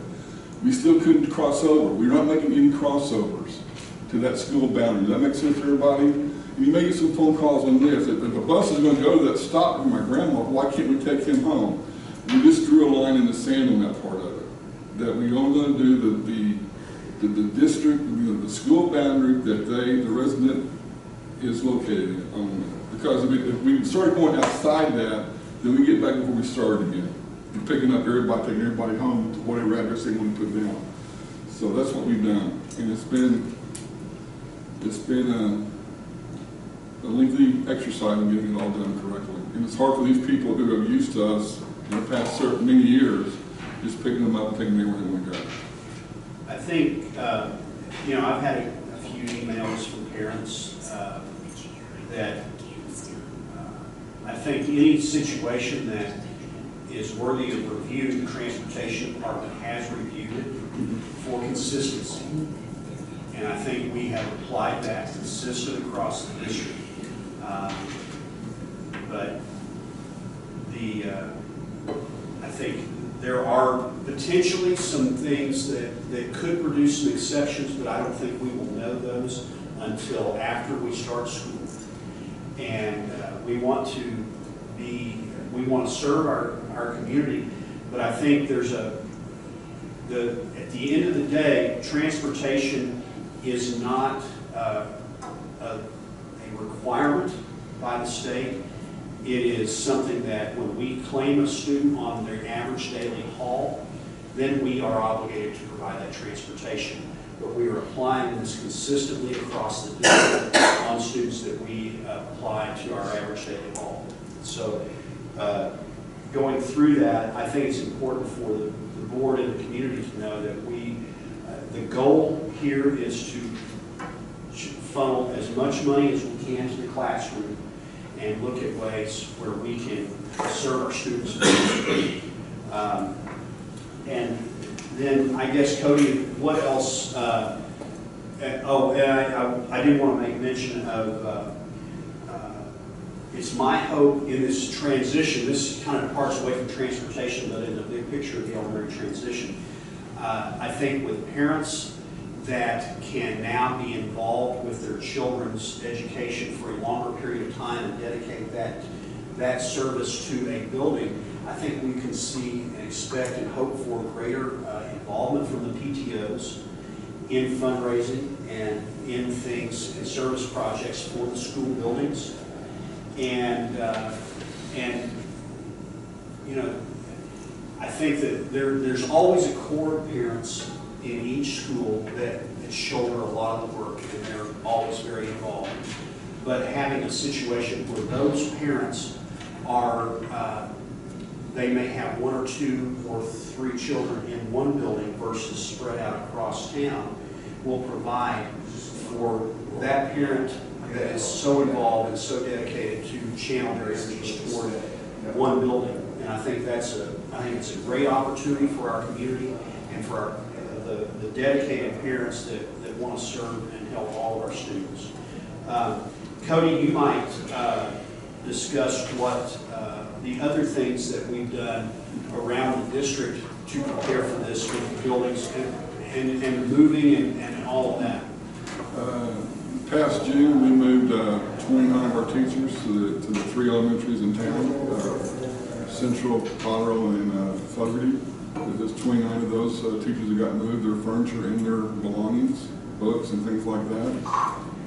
On the August 21st and 22nd, we're going to move the remaining teachers that are going to Charter Oaks. I believe there's 19 of those, I believe. I think that's what that number is. It's a simpler move. We're just moving, we're not moving furniture because we're getting new furniture. So we're just moving their books and things like that. So It took us a week to move the 29 teachers in June. It takes about 2 days, maybe 3. But by the end of the 23rd, we should have all those teachers up there in Charter Road. The furniture, tomorrow, we couldn't delay it anymore. We're getting all the PE equipment for Charter Oaks, and we'll store it over there somewhere. We'll be safe. On the 20th, the remaining of the furniture should start arriving. The Verco furniture was a large piece of that. There's a lot of the classroom furniture and things like that. Scheduled to come the 20th, and the remaining furniture for the office and the media center should be coming that same day or the next day or two after that. So all the furniture should be there at Charter Oaks. They're gonna unbox it. They're gonna put it together for us, and we can set the rooms up. So we'll be ready for the teachers as soon as we can get them in there. The remaining piece of it was, for example, at Colorado, all the plumbing fixtures are made for little guys, and so we've had to change all the schools. And girls. Do what? And girls. And girls, sorry, girls, yes. All the Central, Colorado, and Fogarty, we've had to put in standard size plumbing fixtures, and we have 4 left at Central to do, and that should be done this week or next, and that'll be completed. So those are the basic things we kind of worked on so far. Was there modifications to the cafeterias, like larger tables such as that? No, they'll be able to fit it. They'll be fine there. We've had to extend out some of the, like in Colorado, there are serving areas where they just serve them they only get one option basically at the pre-K, kindergarten, maybe first grade. We had to extend out the serving areas for them. That's been all good because they get more options now because they got 3rd and 4th graders. Cody, can you just take me through if we have a child that lives 3 blocks from Carl but is in junior high or a freshman at the high school cannot drive? Yeah, they have their own boundaries. So they walk to Cotterell to catch a bus? We'll have a bus stop for them. Okay. That's a shuttle, they don't do it anymore. Okay. We're actually creating bus stops for those kids that go to, we call it 5 plus, 5th grade and above. So you'll hear me say it sometimes, 5 plus. Those have their own boundaries for the junior high guests and the high school. Okay. If they're outside that 1.5 miles, we will pick them up at their bus stop. But what about the kids that, like I say, 3 blocks from a elementary school but need to go to the junior high or high school? We'll have a bus stop. They have a bus stop? Yeah. Okay. They don't have to walk to the schools anymore. Okay. One of the things, and I do want to mention this, there's some concern, I think, at Charter Oak of safety, and there's some concern about Noble and some things like that. I met with the city manager and director of public works about the crossing of Noble at Walnut, and we're working with the Department of Transportation because that is a state highway. They have to approve any change. What I've asked for from the DOT and the city is to extend the school zone as it begins at Central, extend it all the way east behind Walnut so that we slow cars down, and then we get a crosswalk with lighted signage across Noble to create a safer path for students to cross there. I've got to reach back out and see where we are with that with the city, because they were making that request of ODOT, and to allow students that are on the north side of, on the south side of Noble to cross as they walk down, to cross Noble and walk down Walnut. Working with County Commissioner Pearson also on the establishment of, and he's got an email to me from this morning where we're going back and forth trying to get the proper school zone established for Charter Oak and the signage there. and potentially painting some crosswalks through the intersection of Douglas and Charter Road as well. There are no sidewalks down Charter Road, but there are no sidewalks on many of our streets in Guthrie as well. And students have been navigating those for many years. But I've talked with Sheriff Devereaux. We expect a greater presence of deputy sheriffs for speed enforcement along that area, especially early on as we get used to the change in the speed limit down Charter Road. And part of the focus on the SRO that will be at Charter Road is that he can run traffic as well when he's not in the building. And so we're trying to maintain a safe environment with the speed that's being traveled up and down those roads.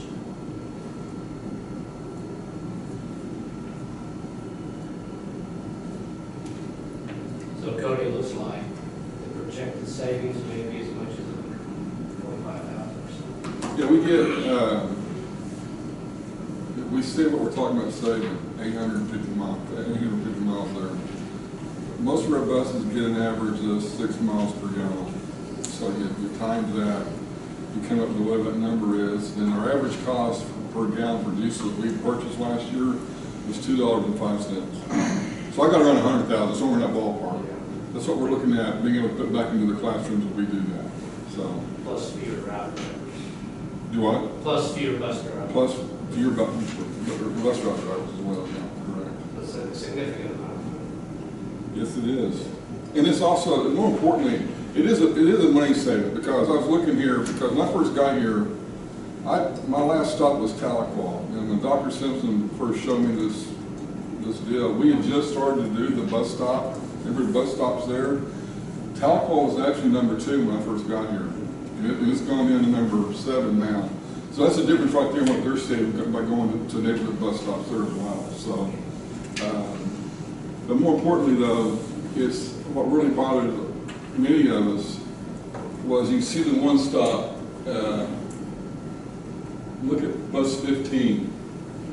We're 4 hours and 45 minutes. You know, it's 2 hours and 20 minutes and some change each day, AM and PM. Those kids are on the bus, and we now believe most of our buses will be back by 4:30.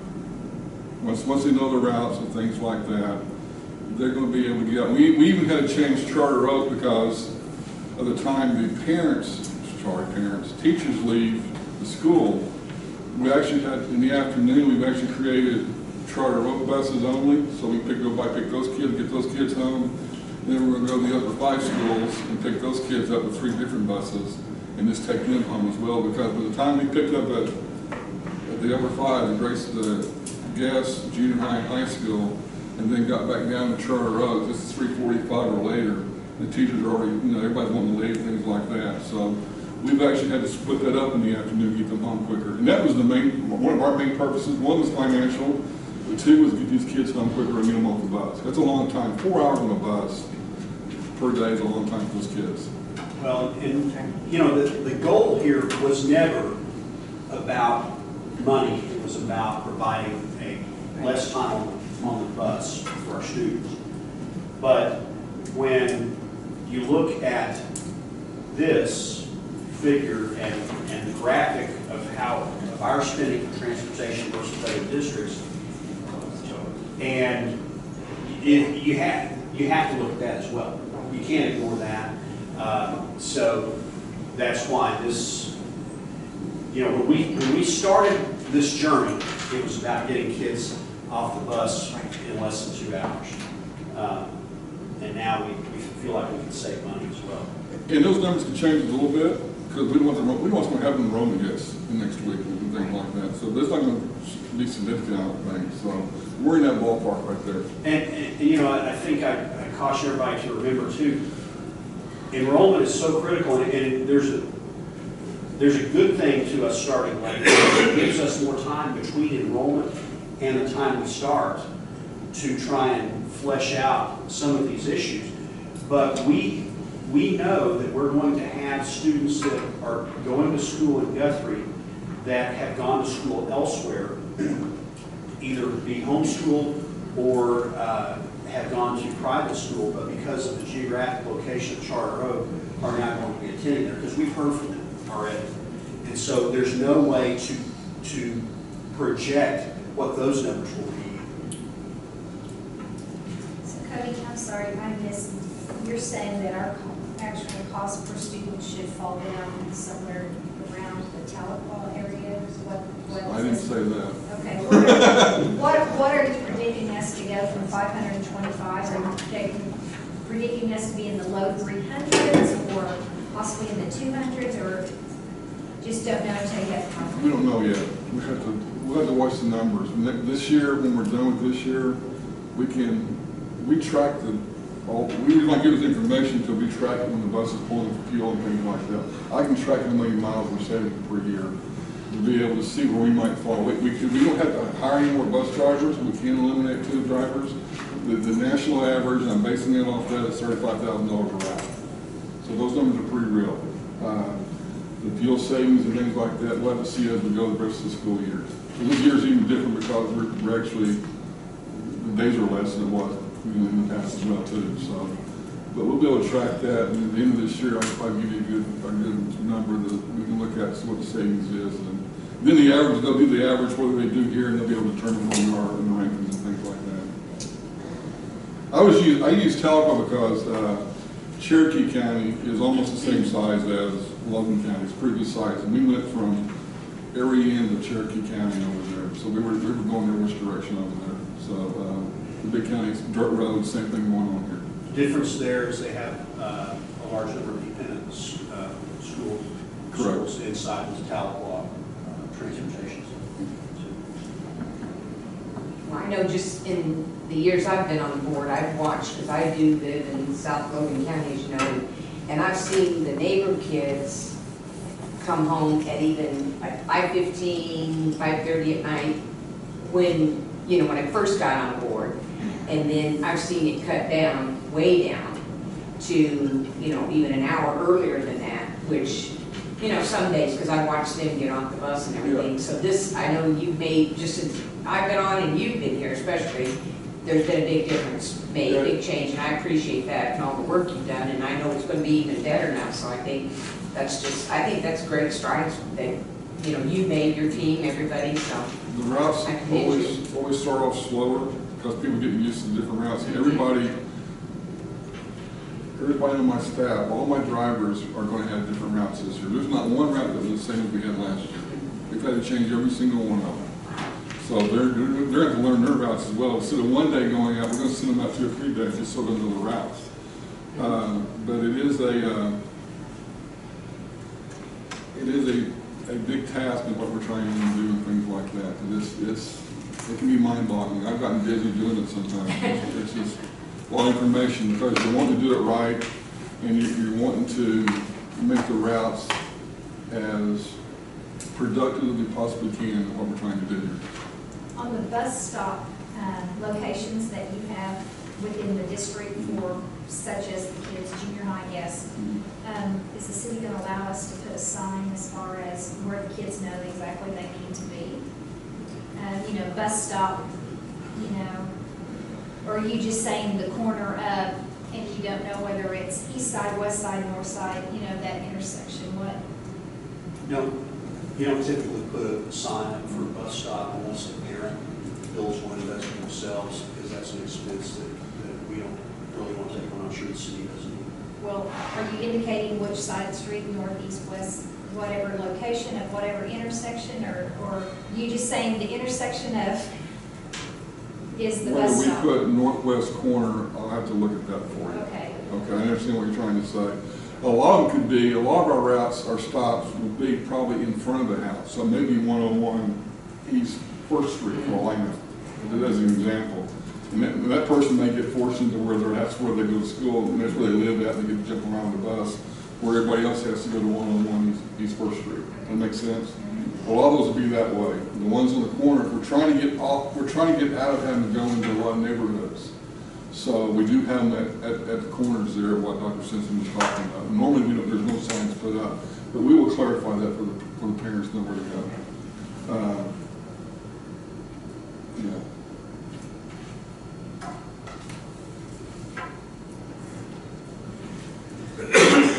Okay. Thanks. Thank you. Next up, is item 10, which is the discussion of the long-range planning process. Easy stuff here.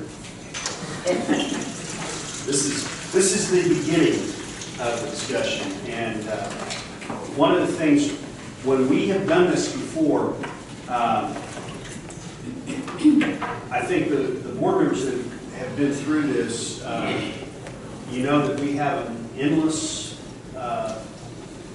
list of wants and a finite amount of resources, and because of that, the finite amount of resources, we've got John Wolf here to discuss what we can afford, and it's a board decision on where we want our millage target to be. And then we've got Sean here to discuss what those wants, needs, cost, and what that might look like. So I think probably the first thing that we should do is let John join us and talk about what our capabilities are with our resources first, because otherwise we could go on and on about all of our dreams and visions and then realize that later on those dreams are dashed because we can't afford it. Yeah, John, why don't you Take Harry's spot. yeah. That'll work.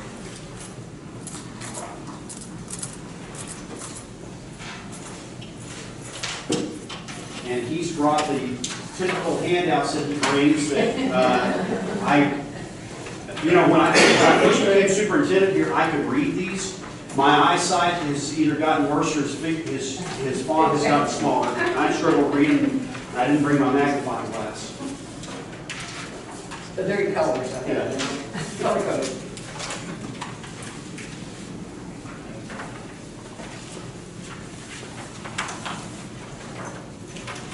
Well, I'm worse than Dr. Simpson. I'm over there with the light on the back of my iPhone, zooming in when it was cloudy earlier, and it's not a lot brighter, but it's actually a little easier for me to stand up if everyone can hear me okay.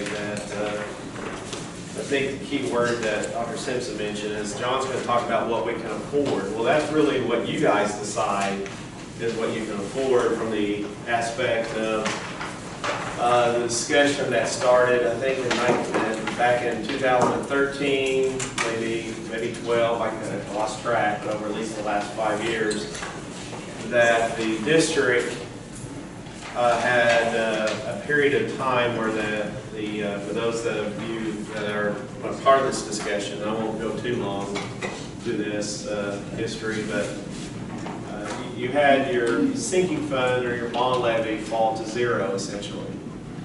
And the district had 2 elections. The most recent election was in May of 2015 that passed 75% for the bonds that we issued over the last 3 years. The last issue was actually October. We closed October 2017. And then we had bonds the previous 2 years prior to that, 16 and 15. And so the decision at that point in time in calling that election addressed what can we accomplish, what are our major priorities, while at the same time, what mill levy or tax impact do we feel would be accepted by the voters within the district. Our target at that point in time was 15 mills. It's a target. A lot of things, a lot of moving pieces as to trying to get to 15 mills. We have to estimate what your net assessed valuation is going to do over the period of time that those bonds will be outstanding. But the big issue for the 15 election was Charter Oak Elementary. We knew that would take a bond that would have to be spread out over a number of years. So that was going to take up a good portion of your 15 mil target for the period of time it was outstanding. And so when we looked at going out 8, 9, 10 years for a bond for the Charter Oak Elementary School, then we knew that would carve into whatever your other needs were until we got closer to that time period. And so at that juncture, 15 mils being the target, each of the first 2 years' mill levies, and I can tell you this year's mill levy will be under 15 mils. Probably be closer to 14 and a quarter, maybe as low as 14 mils. Your county assessor's office has, they have certified your net assessed valuation for the upcoming year, and your net assessed valuation went up 5.02%. We had in the handout, we assumed 4.5%. Guthrie's NAV has grown in the last 3 years greater than it did, I think, in the previous 6 or 7 years. There's been development along I-35. We're developing in the right area as far as for school districts where we provide net assessed valuation, but we don't provide a greater demand as far as you would see where you have housing development where you do get a larger net assessed valuation, but then again, you also have to take on the cost of the additional students. So it's worked out favorably for the district. So the question is well, what can we afford? The determination was made back in 2014-15 prior to the election that the Charter Oak Elementary School would be out there for quite some time. So that would be the first big project that you could address, and it would be some time before you could be back in the market to be able to issue bonds in that range, dollar amount. And so what you have in front of you are 3 different spreadsheets. First one, assuming you carry on at 15 mils. That's, if you determine, well, that's what we say we can afford is 15. Well, I've also provided to Dr. Simpson, these are numbers I provided, I think back in May or June, a 17 and a 20 mil. And the reason we provided that is those were the mill levies that we considered back in 2015. We knew you were going to go from essentially 0 to 15. That was going to be a huge leap for the taxpayers, property owners within the Guthrie Public Schools. But because we're making such a leap, we felt that at that time, the district felt at that time, that was powerful and can accomplish some major projects as we've gone over here this morning. To revisit, if you look on the first page on 15 mils, and you look, instead of looking, I provide this spreadsheet. Sometimes Mr. Salim might ask a question on how this fits in and how are we assuming interest rates and so forth, or Jana might ask another question. I don't want to focus so much on how all the numbers add up to get to your mill levy.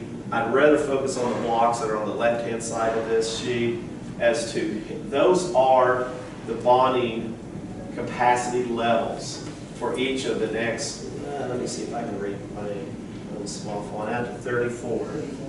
And so I just blocked these into 2 different election authorizations. One that you could have as early as next year. And you, as a school district, when you're looking at developing your long-range plan, school districts in Oklahoma typically do not like to have the levy fall off much because of this one factor. You can go to your voters within the school district and state that we plan on keeping your mill levy at the level that it's at now. It gets a lot harder when if you're at 14.5, 15, you drop down to 11. And then you educate, so well, we're not going to raise your taxes. Well, you're not going to raise them higher than they were 3 years ago, but you are going to raise them higher than you did the previous year. And the continuity of the mill levy being at as close to whatever you set your target at, and in this case it was 15, to continue at that level provides for, like I said, a continuity of addressing the projects, whatever they are, large or small. But as you can see, in the 15 mil scenario, in the first block on the left-hand side, there's not a lot of capacity between 19, 20, 21, and 22. In a 15, you're a little over 2 million in capacity. But we addressed this in 15, that what projects would fit into those size bond amounts. And in looking at those individual bond amounts, most of those bond amounts are around 500,000, a little less, a little bit more. Doing a bond for that size of transaction, that's in the bond world, that's a fairly small transaction. And you have professionals, you have our fees, you have bond counsel fees, you have these other fees. These dollar amounts might look better if we grouped 2 years into one and did essentially $1 million issue, where it would be more economical for you, but it would depend on your needs. That's under the 15 mil scenario. We keep at the target we're at now. Now you can see after the next 4 years, you have another couple years of bump up, and that's where you get to address your other major needs of the district. In addressing what you've done in the previous election authorization, you addressed essentially outside of technology. You addressed, and if I missed something, Mr. Simpson, let me know. You addressed improvements in the new construction of a new elementary school. You did not address what I would say 99% of the other districts in the state do. You didn't address how you bond other small capital items. Textbooks, uniforms, every other district bonds for those items. They can't go longer than 5 years on the term of the bond. But there is that automatic bond issue done for a majority of the school districts. They may not do it every year. They may issue bond proceeds, and that covers textbooks, software, license agreements, uniforms, band instruments, all of that. And so we did not put that into the last election as an optional type of a use of capital.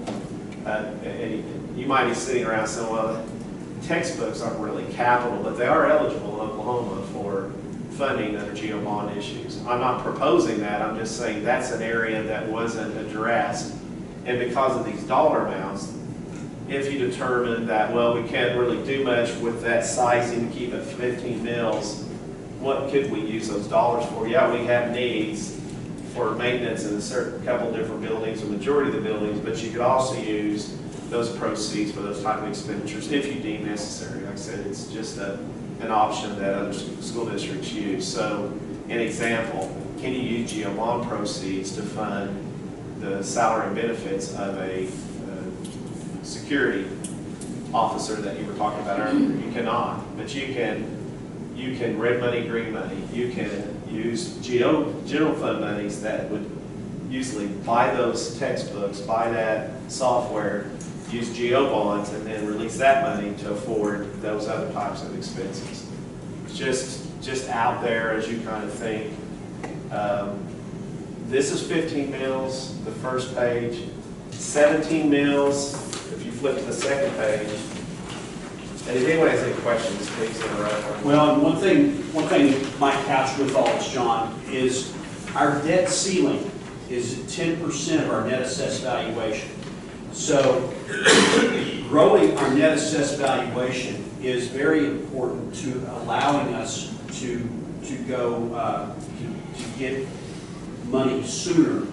And that's why I'm always in favor of any kind of item in the community inside the school district that will grow our net assessed valuation, especially as John alluded to, when it doesn't come at the expense of rooftops that provides us more students, because that's a very big game changer for the school district, for our ability to produce capital expenditures and capture these funds.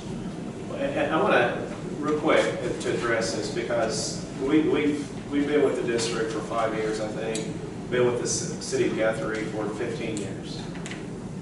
And this is outside of the funds that you receive, but I think it's important that you're well aware of this, because we represent the city, we know financially how they're doing. Their sales tax this year, last 3 years, is the highest sales tax the city's collected in the previous. In essence, in 2000, the sales tax that's collected in 2003, 15 years ago, that sales tax has doubled. There are very few communities with the recession we had from 8 to a couple of years ago. A lot of people said the recession's still out there. So you say, well, how does that help the school district?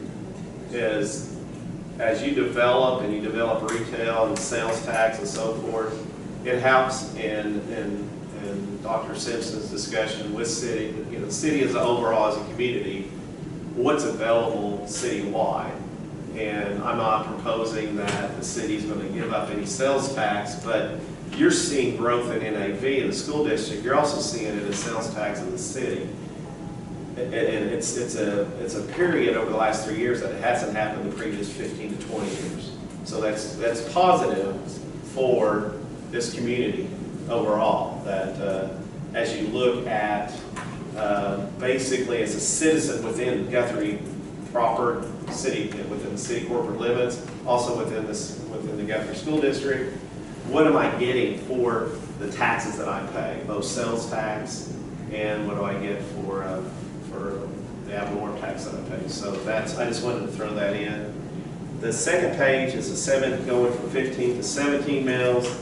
It's really a matter of just seeing how much more capacity, when you look at those blocks, is how much more capacity do we get, and how much additional capacity do we get earlier as we plan. So this is more just a planning tool for you to circle those numbers. Is that right? John's talked about kind of what the dollar capacities might be to do projects. John gets up and says, well, here are the various projects that Dr. Simpson's addressed with us, and these are priorities, maybe different priorities than there were 3 years ago, and this is how much this costs. And then you can hopefully, just do some very basic math in your head. Well, I think we could probably do this and this and this, but it's going to take 5, 10, 15 years to accomplish that. The last page is just a 20 mil scenario that we provided, which shows an even greater ability to fund projects, but it is going from 15 to 20 mils. And so you sit here and you listen to me talk about millage. Right at the top of your head, that's a 5 mil increase from one target level, 15 to 20. 5 mils on a $100,000 home is $4.16 a month. So if you were looking at someone that says, I own a $100,000 home, it's 11% assessment ratio, it used to be higher. That would generate essentially what you're seeing on the first page to the back page, an additional bonding capacity if you went from 15 to 20.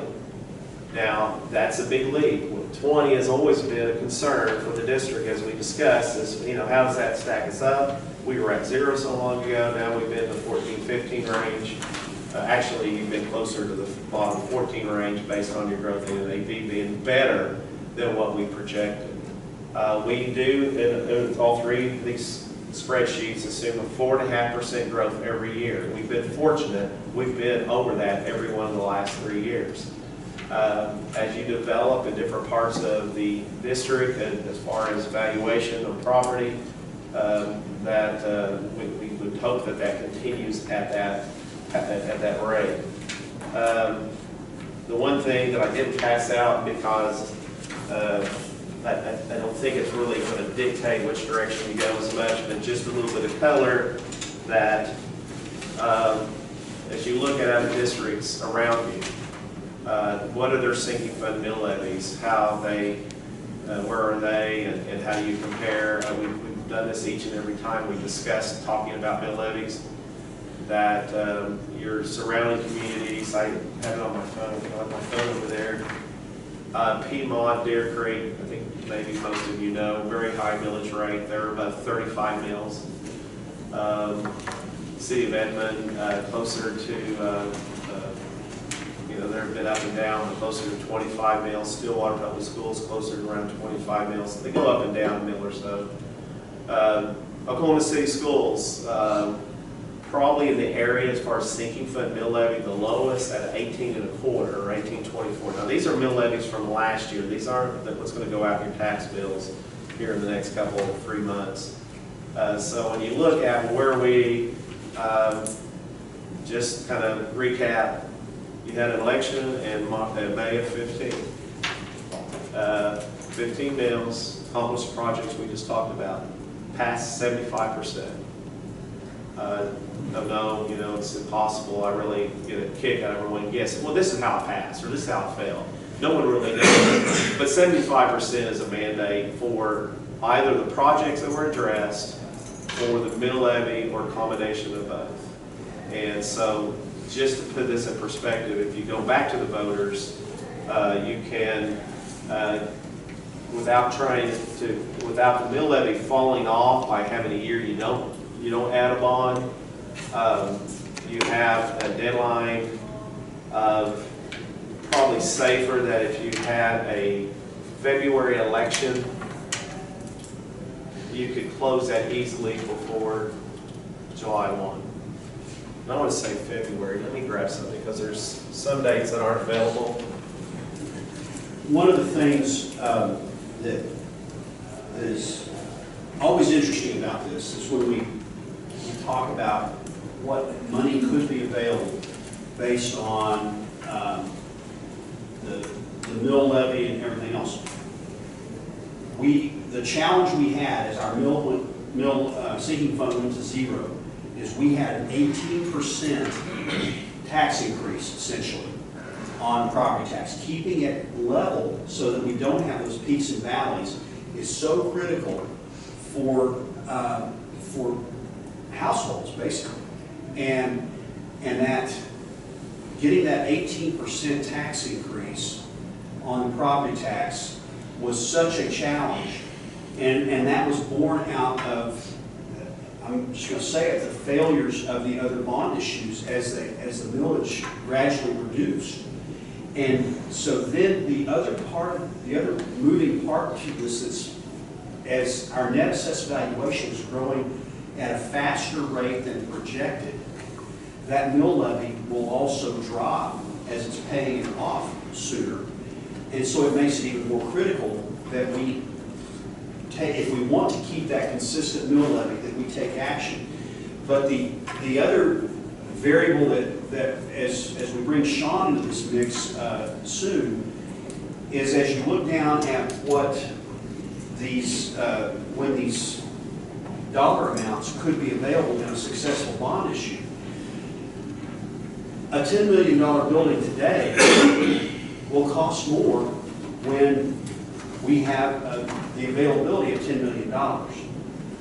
And so, and I'm saying that because even the board members that were around when we passed the bond issue, you know, it's important that we revisit this because the construction inflation we have to account for somehow in this as well as we plan what we want to, what our dreams are based on what we can afford and what we feel like the community will support with the village. John, let me ask you. So as I look at these projections, whether we settle on 15 mil, 17 mil, or 20 mil, and then I consider the fact that the community is growing as rapidly as it is to get Guthrie doing well, I'm a little hesitant. Do we as a board, should we pass a series of revenue bonds that extend out for 18 years? Or should we break it into smaller chunks so we can evaluate what the net assessed valuations are doing, the evolution of the community as it relates to sentiments on taxes? If we were to settle on a 15 mil target now, we're talking about committing the district for up to 18, well, that's what it's saying, at least 8, 10 years. Right. So, 8 years. So, I guess I'm more inclined to say, well, let's go out to, we really can't build a new school until after 21. So say we settle on 15 or 17, we'll target out until 21.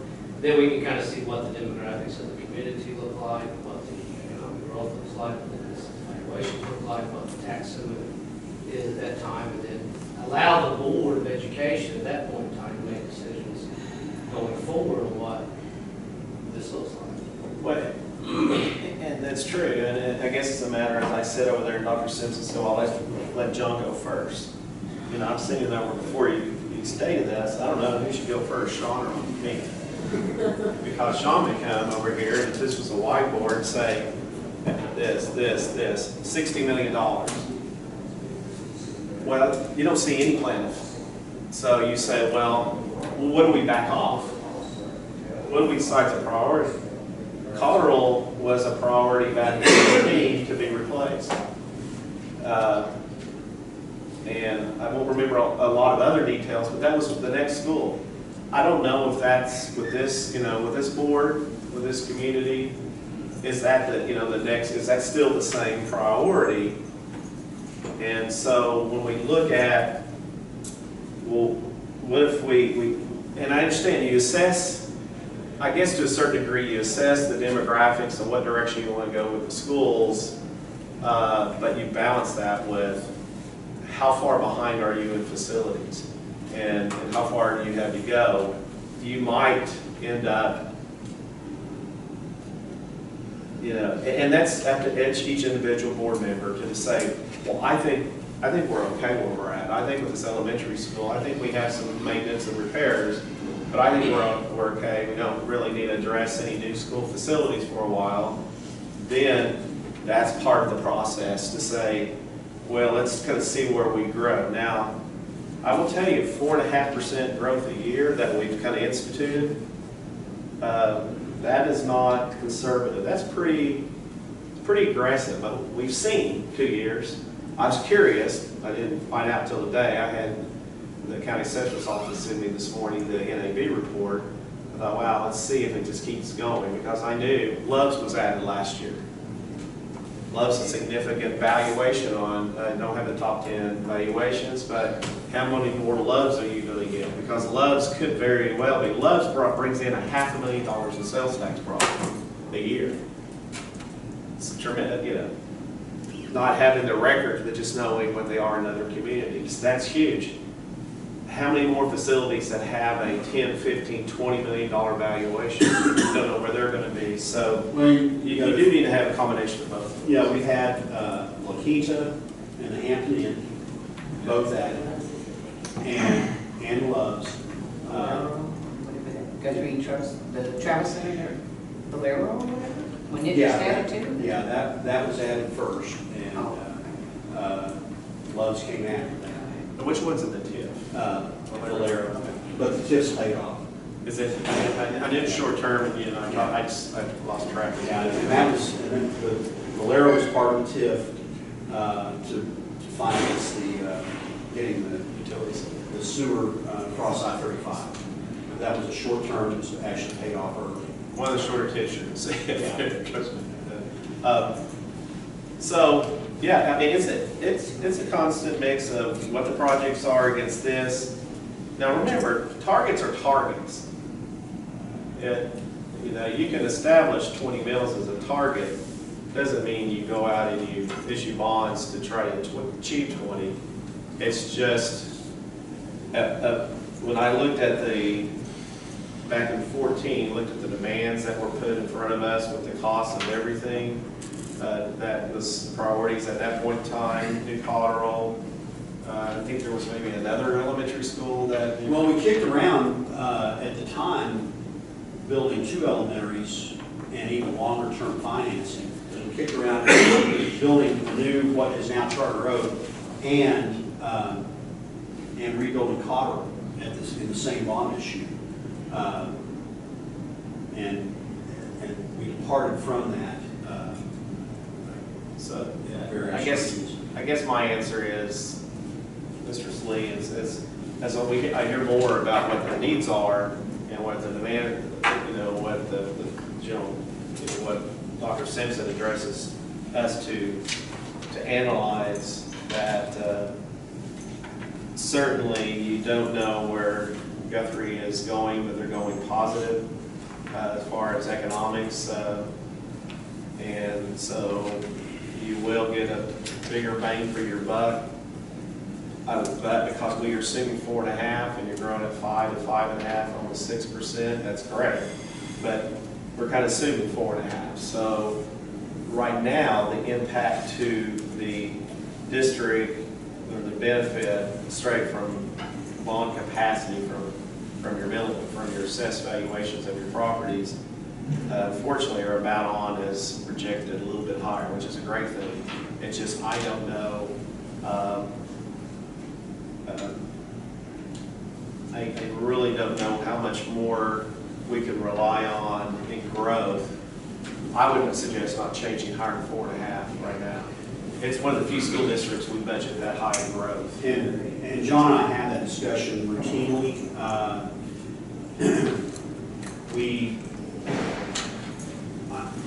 In Ponca, we used 3.5%, and there were times that we didn't meet that.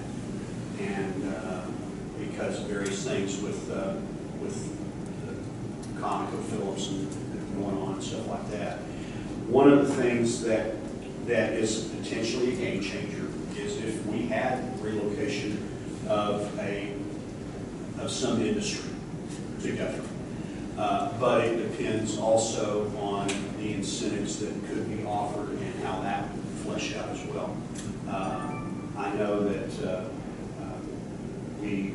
and also retail, but the industry brings the greatest growth in NAV, and because a lot of times they come with expensive technology and things like that. I think also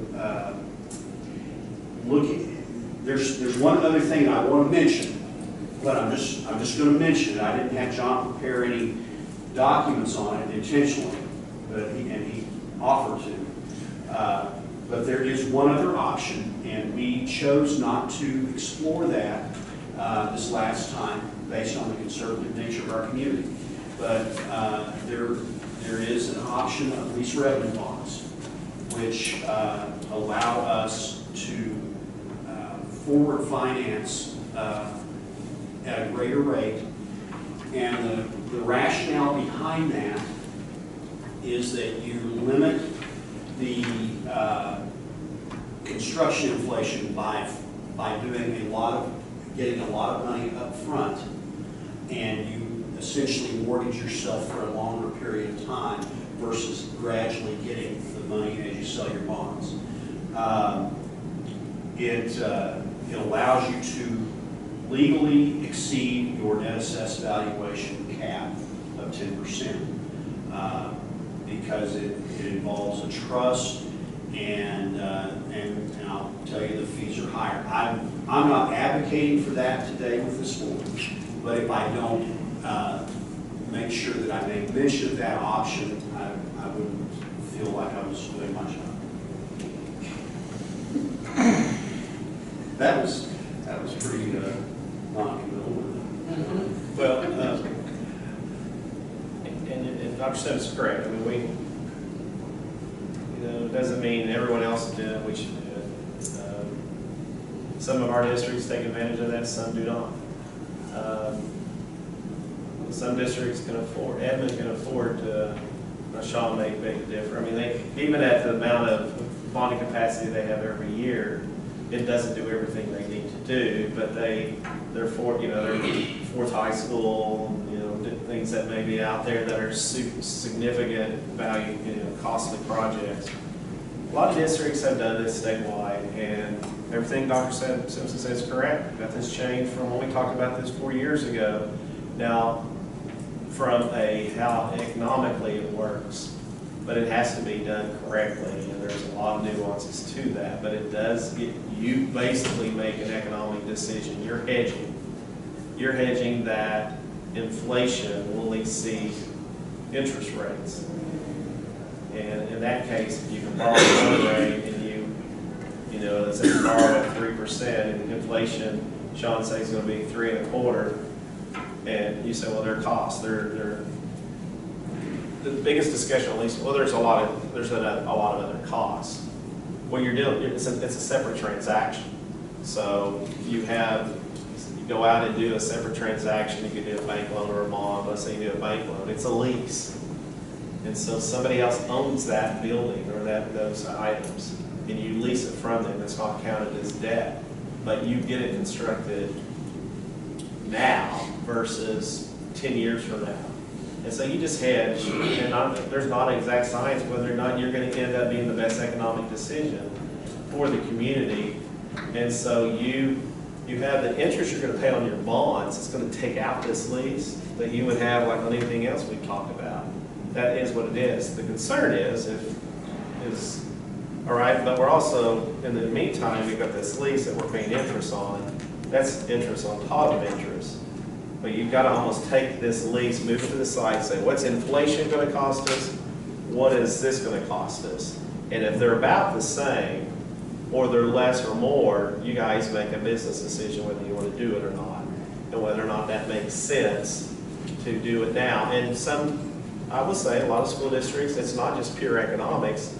They need to, they're growing, they have to get something done. And those that will say, well, sometimes it's just pure political, let's not even use the word political. It's excitement. We can build this in 2 years instead of 12. Our children will have this in 2 years instead of 12 years from now. They won't have it 12 years from now, they're gone. And so a lot of those decisions have been made. It is purely a hedge against inflation or meeting immediate needs that under state law with this constitutional debt cap you can meet. And I mean, anytime we've done this, we lay out here are all your costs. But you're going to have a transaction to lease it, you're going to have a transaction to take out the lease. So there's revenue involved both times. And what we end up just showing is here's the net effective rate of you doing this, so you can do an apples to apples comparison. We don't care what direction you go as far as whether you take advantage of that financially. It's not even, you select it. It's not an advantage guaranteed because we may some point in time have inflation. A lot of people look at, well, I don't think inflation is this. Well, it's materials inflation. I don't know if we're going to get to where we have 10 years of no construction inflation or 5 years or 3 years. So it's your hedge. And that's all I'll say about that. Yeah, thanks. I've got another question. I see my class talk over providing some similar documentation that you had the different meal targets, but it seemed like maybe, because looking at this, the bond terms are pretty much the same. I thought last October some of those bond terms you had shorter and longer depending on the meal levy. Now I know school financing were largely constrained by our bonding capacity. Right. But is there any advantage to a higher mill levy shortening up some of the terms so they're paid off quicker and then the future boards can transition to the next phase? Or well, this is, that's why it's almost the cart before the horse scenario, that for the most part, the numbers you see are accomplishing two objectives. Statutory cap, you can't go over 10% of your NAV, at the same time, not going over a target mill levy. So 80% of what you see here, I mean, you can manipulate a few dollar amounts, make one a little longer term, whatever. If I knew what you wanted to accomplish in what year, I can't just say this is when you, let me back up. Dr. Simmons, well, here's what your bonding capacity is. It's kind of a misnomer. It's a really good feel of what your bonding capacity is, but it has to do with how much you want to do and when. You can't do 20 million right now, period. You can't do 10 million right now. You can't do 5 million right now because you'll go over your debt cap. That's not up for discussion. But the terms, I try to get bonds off the book as quick as I can, but also realize that you have major projects potentially down the road that you see these balloon bond amounts to accomplish those projects. So in most cases, the terms you see here, the short bond terms, well, we wish we could shorten up a 10-year bond term. We can't, because if you shorten the term, it knocks the mill levy up above 15 mils, because it's a shorter period of time that you do the debt service over. So it is a mathematical iteration process where we go back and forth and try to run these. But if you know anything about running iterations, or if you, like that, I don't know if anybody's a spreadsheet person in here, there's different ways you can run GOSI to kind of achieve, but if you have multiple variables, you do. There's no way to give you exactly what it is, but this is the best guess. But the bond terms, we always try to keep it short as possible because your interest rates are less. I will tell you, the one thing I haven't addressed here is rates. Since we talked a year and a half ago, rates have come up. Short-term rates have doubled. Long-term rates, when I say long-term, 20 to 30 years, have stayed the same. What we have now is called a flat yield curve, which means you probably, if you have money in a savings account, you're finally earning some interest on your savings account because the short term, they're finally paying. Borrowing has basically come up here in long term, so it's getting closer and closer to where we have basically you borrow for 5 years, you borrow for 30, you're paying the same interest rate. We're not there yet, but you used to do 5-year bonds for 1%. Now 5-year bonds will push you at 2%. Doesn't seem like a lot, but if you're doing millions of dollars, it affects everything here. That has changed. I'm not going to be a guru and say that what rates are going to do, but I bet they don't go back down. Because we were in an all-time U.S. historical low period from 2008 to 2015. Two things also changed. When the Tax Act was passed, it increased the corporate tax, it decreased the corporate rate from 35 to 21%.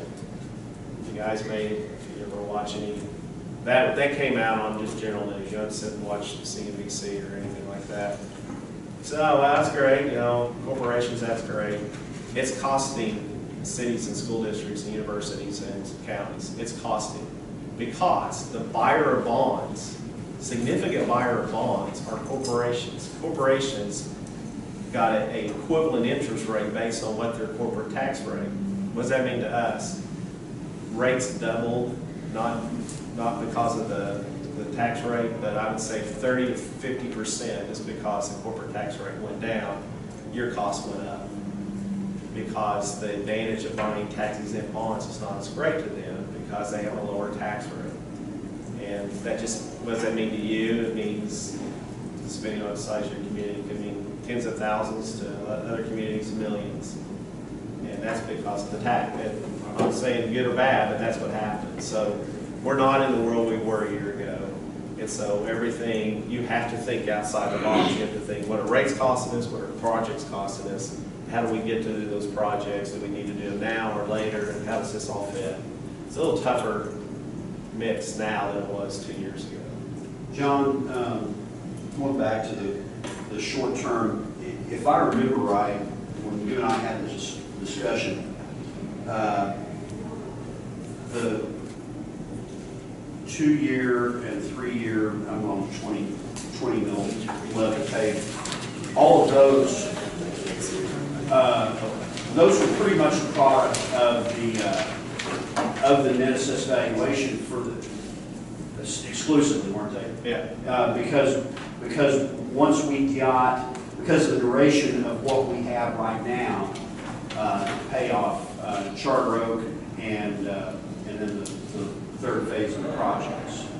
Is that right? I mean, if everyone looks at the gray up above on the very first page, that gray stripe, and you kind of look, I mean, that was, although we didn't know exactly what net assessed valuation was going to do, that was our intent. That's intentional, trying to get them to all group up, all three bonds, to where we got close to 15 mils. Fortunately, you had NAV growth above what we projected 3 years ago. Now, you also sold a bond and that you got a premium payment that kicked you down to that 12, below 13 mils. And that's what I wanted to stress to the board is that as that NAV grows and it pays off this faster, that mill levy will drop if we don't take action as well. And so then we could very easily be finding ourselves trying to pass a bond issue, not with an 18% tax increase, but an 8 to 10% tax increase because it gradually fell off, and make that a hurdle that. So if you're looking at 2019, oh my gosh, if you look at under 2019 on the first page, and you look at the total mill levy for that year, what do we have, 14, what is that? 14.98. 14.98. If you don't do a bond issue, oh my God, let me just check. It's 2.08 would be 2.08. Yeah, it was 2.08, and So it would be we continue this roller coaster. 12.9. Yeah, That's so, what it would be. and that's, of anything today, that's probably one of the most important things that we leave out today.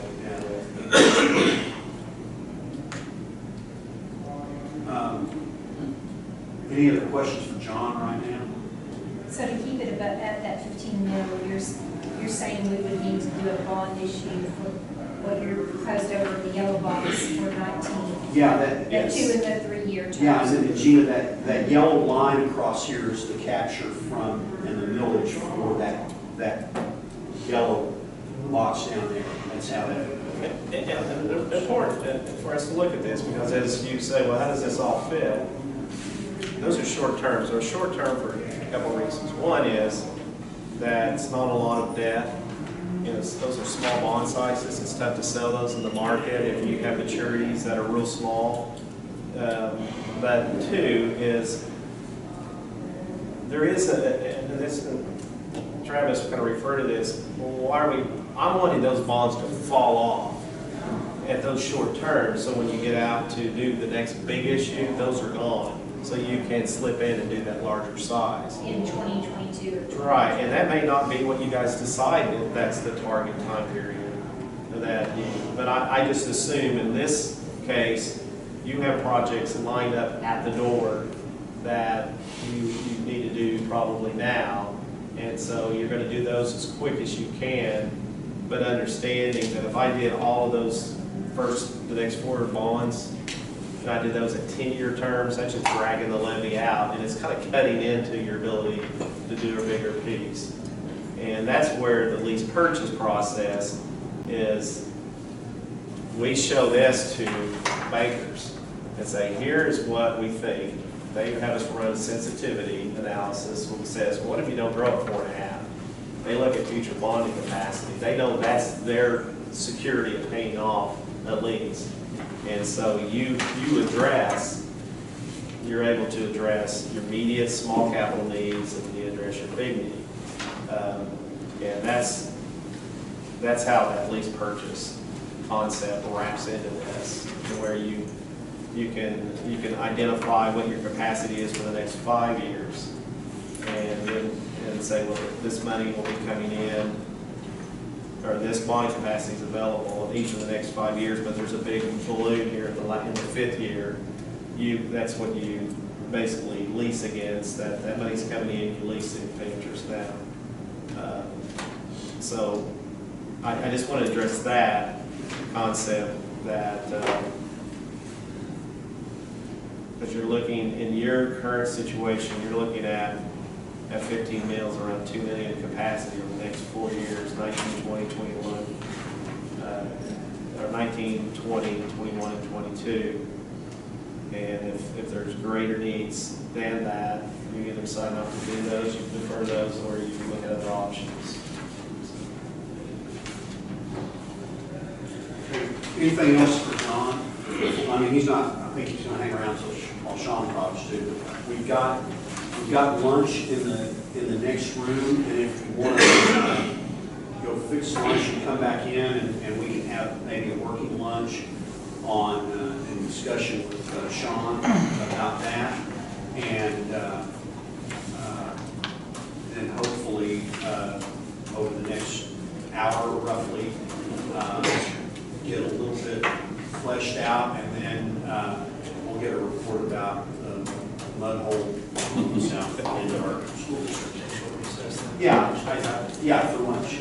Okay, take a short recess for lunch, planning process. One of the things that I wanted to try and flesh out a little bit here I think it's important that as we look at the process going forward of identifying our needs, we kind of heard some of our limitations.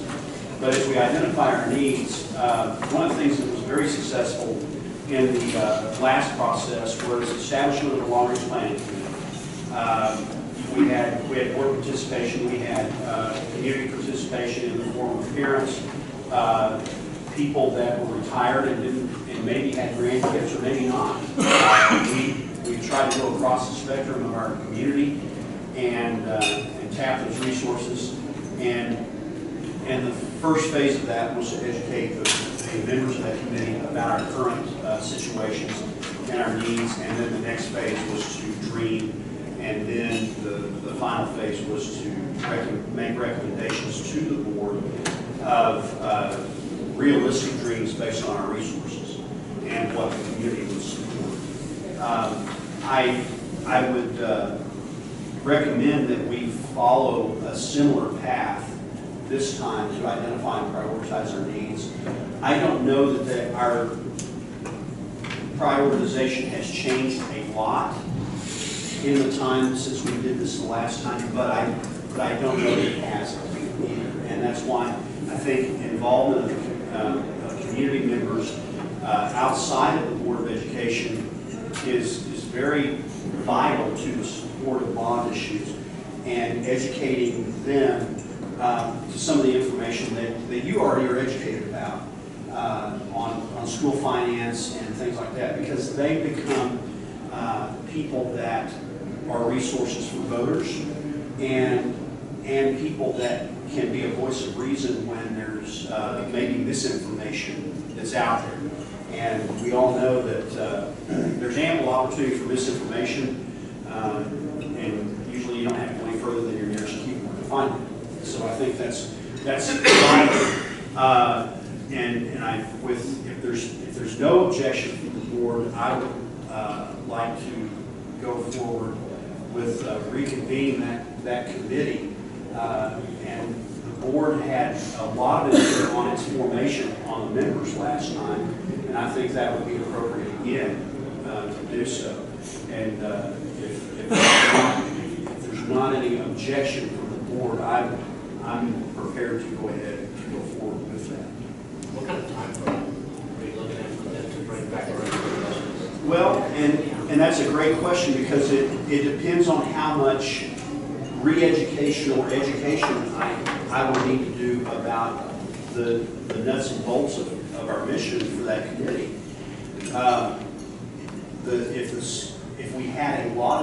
If we had some members that had served before that served again, that would limit the need for a lot of re-education, and we could move faster on that. But and as you saw with some of John's information, we probably need to identify those priorities fairly soon in order to try and carve out what the committee would support and what the board's vision would be as well.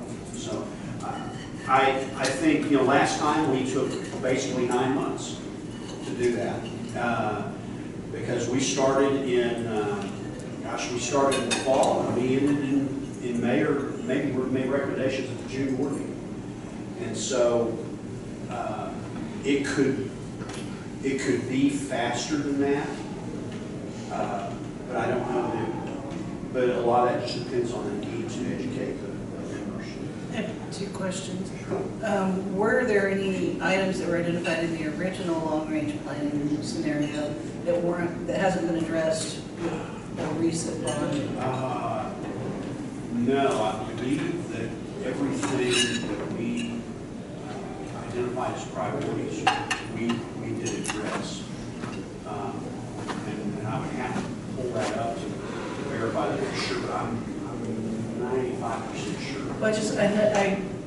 I somehow recall, and I wasn't familiar with the actual report, I think I maybe glanced through it, but I know that we had Cotterill identified on, I believe, the previous long-range planning, which in my mind still would carry over, that hasn't been addressed.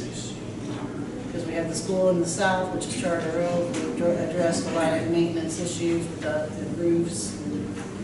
I mean, long range planning committee was, I think, a great strategy and really a committee. But I kind of feel like we can pivot to the next part of that original plan. I think even before we convene this committee, if we do this again, we, the board at the very least should define, I think, what the mill target is going to be, the bond structure, whether we want an 8-year, bond, series bonds, or if we want to look at, through 21 and then come back with the new school list. I think we should define that before. That's just my sense. That's because, like Jennifer said, for the most part, those needs were identified. We're not able to address all of it. Well, my follow-up question, is it gonna be the same committee? Because if you get a whole new group of people versus I the don't really want original. to wait 9 months. I mean, we already kind of know. But I think in 3 months, we can be prepared. Especially if you gave us dates of February election, closed by July, if we want to act on that. I mean, even For looking- short term, we as a board need to make those kind of decisions before anything else happens. John, that is correct, February of 2019. You should actually have a March election, and I think January 9th is the due date to follow the county election board. You have a 60-day notice requirement. So if you had election in March, we could close by June 3rd to get it on the next year's tax roll. So January 9th is really your target date.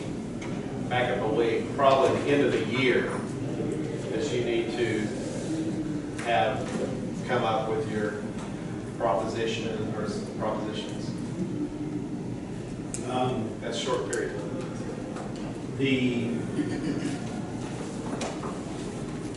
bond issue that we did addresses everything that we had for priorities and goals, with the exception of,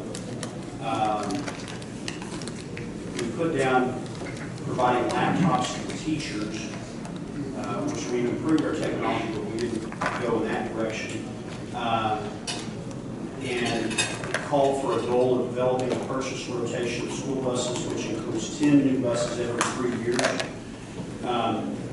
That, we made the decision not to place that on the bond issue and still use general fund monies for that.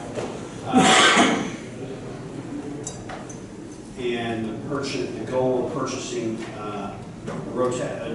rotation purchase of 5 computers for the secondary side, so no computers over 5 years old. We obviously have not accomplished that. And that would be, we would have to do that through bond funds. So we would, I don't think we addressed the long-term technology solutions with bond funds that we identified as a goal from the long-range planning committee. But we did, of the capital improvements, we did address all of those. So I think that's a portion of this is still technology. We're not where we identified we needed to go. But I'm looking here at I think we addressed everything else that's placed on there. Cotterill wasn't identified? Cotterill was not identified on this. Cotterill was in some discussions with the board after this was delivered. And So that would have been phase 1. Was there a phase 2 and 3? well, No, they were looking down the road. well, what we did, priority 1, construct an elementary school in the southern portion of the school district. Since this is the area of greatest student growth, the location will assist in addressing overcrowding at elementary sites. Hopefully, this action will allow closure of at least one of our oldest elementary sites, which obviously that's not an option. But as we developed this plan, the goal became to get our kids out of the portals at Cotterill and Vogel. Second priority, with the opening of the elementary site in the southern portion of the school district, in a system where attendance at an elementary site is based on geography determined by attendance zones. So we're there. Priority 3, commission an architectural engineering feasibility study for the current junior high school building goal of the study would be better determine the cost-benefit analysis for renovation as the need of the school site or the need of a new site for the junior high school. We did that shortly after this was delivered to the board. That's about a 40-page report that led us to begin phase 1 of the junior high renovations. And then priority 4, continue to maintain our oldest sites, Cotterell, Central, Fogarty, Junior High, Favor, and administration while they are open through the building fund. Seek additional funds from taxpayers to enhance our infrastructure and maintain our 2 newest sites, the high school built in '67 and Guest built in '89, which are in need of further attention for long-term sustainability. And then the first goal was high school's need of electrical, plumbing, and HVAC upgrades, while Guest is in need of a new building. And so we are addressing, I wouldn't say we're addressing electrical needs or plumbing at the high school, but we are addressing HVAC, and Guest got the roof. And then it goes into the buses, the technology that I already mentioned. So, and that was delivered on June 10th, June board meeting of 2013.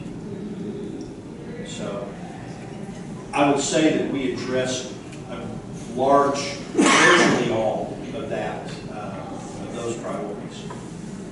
But to your point, if we want to hammer out a strategy of millage, that helps that group to focus and not spin their wheels with the dreams that are not realistic.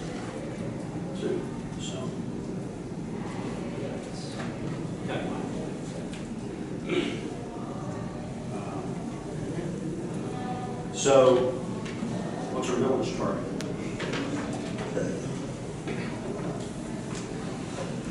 So that Sean knows what his Answer that boundaries question, please. What's your target? Because Sean's got to know what his boundaries are.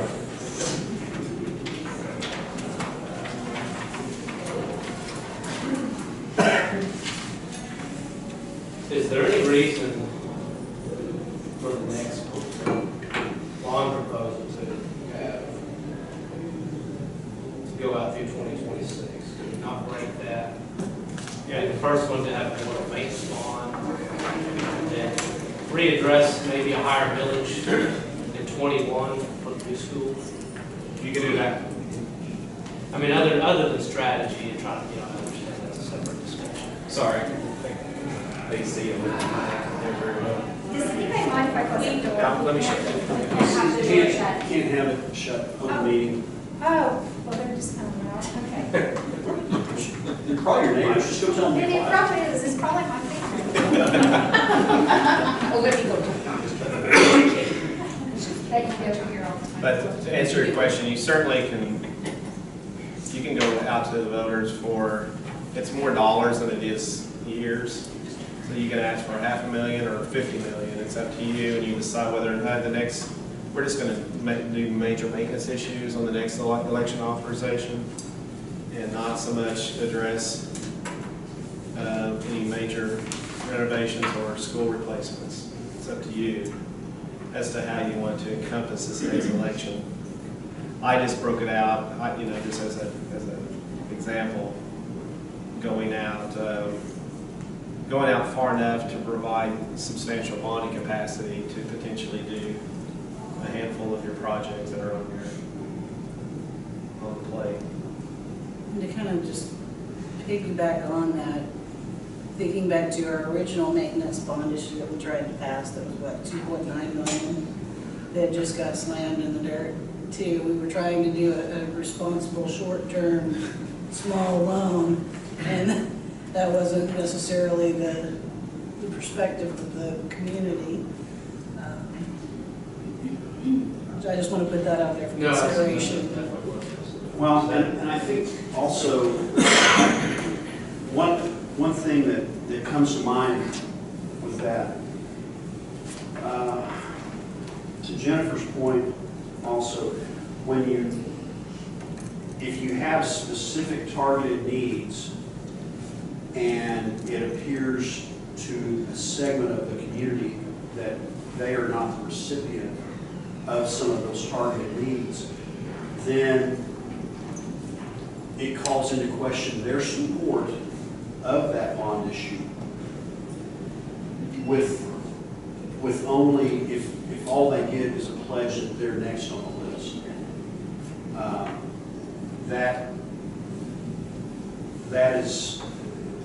That's something to consider. And that is one thing that when you do go to neighborhood schools like we are, equity among buildings becomes a very big issue that we need to continue to monitor. So if we were to go ahead and move forward with this plan in 2026, the new long-range planning committee then could advise on where the new school is located, the size, in addition to just general maintenance. It gives them a little larger mandate on Yeah, and the issue with Cotterell on that, and Sean and Stacy Group has looked at the Cotterell site with the idea that we could build a two-story structure where the parking lot is while school is going on, and then the demo the old one,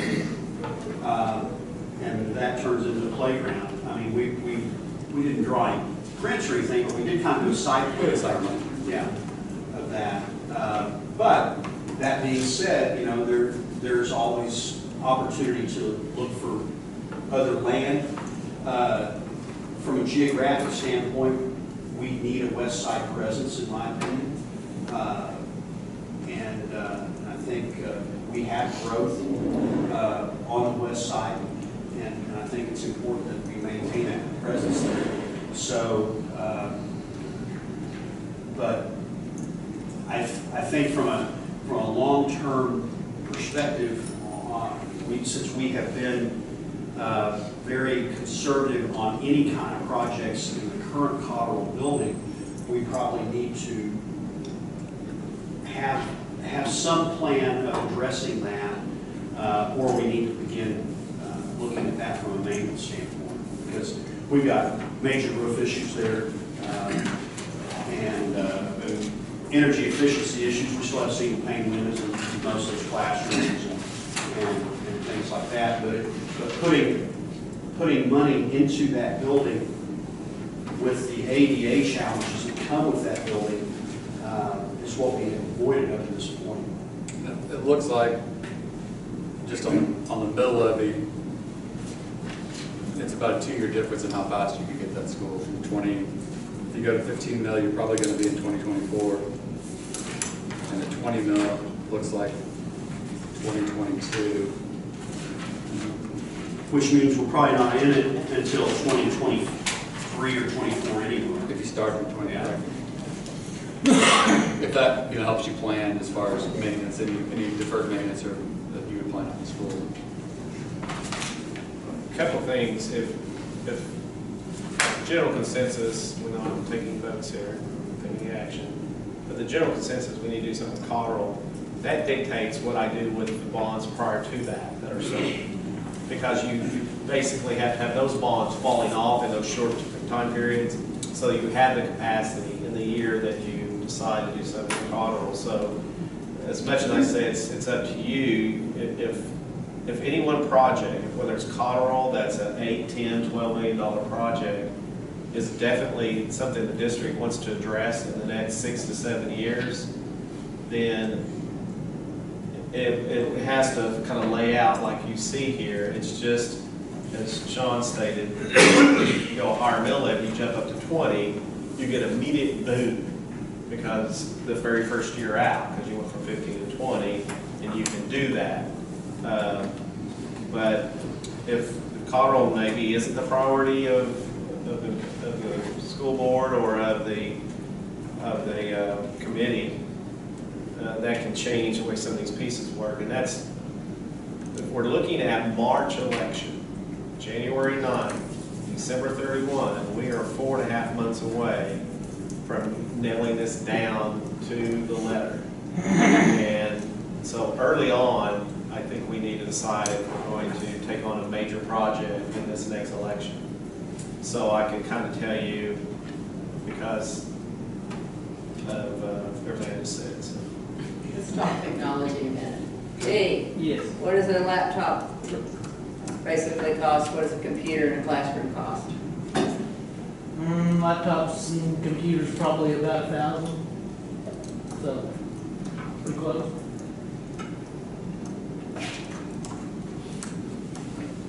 So is it accurate to state that for the 17 mil levy, the school could be built, well, late 22 or late 23? Probably 23, I mean, just until we define that.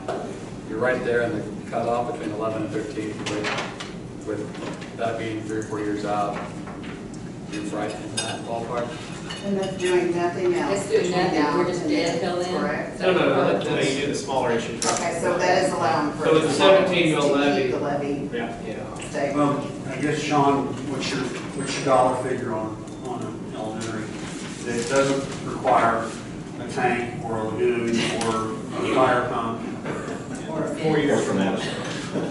Well, I mean, you are money ahead on that site. It's a smaller site, right? It's not, I mean, we're not, I think that site was like 9 acres, I think, or somewhere around there that we did the math on it. So your infrastructure cost is less. You're not grading, 15 to 18 acres worth of work. So we originally, back in 13, when we did this, we budgeted 12.5. That might still be close, might be a little more than that, depending on inflation.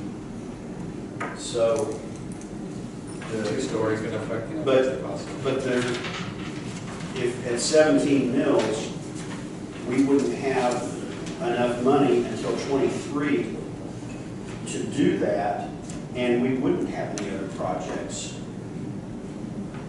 along the way. Well, from 19 to 21, you'd have a few $1 million there, right? Well, that's cumulative, that far right column is cumulative. So if you gotta get to 12.5 million, that money's gotta sit in the bank and draw interest. We came in, charter, okay, what? 9.5. 9. 9.5. And I know we're Well, looking at. 10.5 with all the FF&E and all that stuff. Yeah, but if we're not having to do a lagoon, we're really, for the most part, the infrastructure's there, it's just gonna be demo and tie-in. Right, yeah, and that's what I was saying, it may be a little less than that, I hate to undersell, but it may be a year, that's why I was saying, you're kind of, maybe a year, depending on when we get tighter, maybe a year earlier, if we can hit that $11 million mark.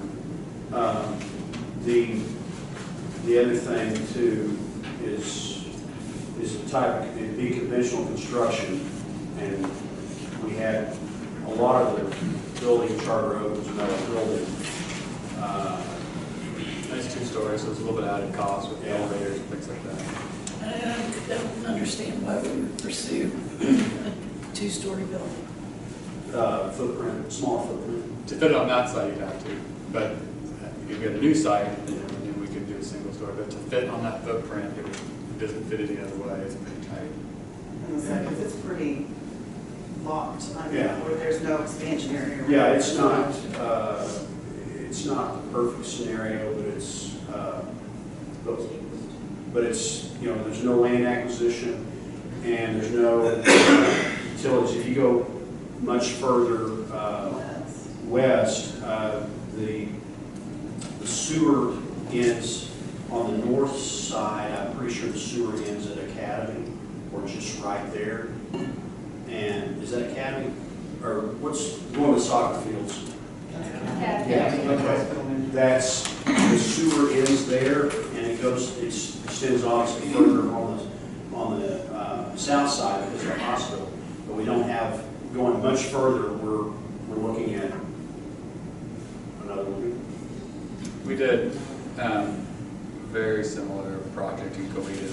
We built a 2-story elementary on the same site and then tore it down and flipped in it. And it really wasn't much more than a square foot than the rest of the buildings. It's a few dollars, pretty close. Same thing with Will Rogers and stuff. And it does save you that land cost, which is nice as well. And that Stillwater project, they had, they were able to get that additional land from the city, and that made a huge difference.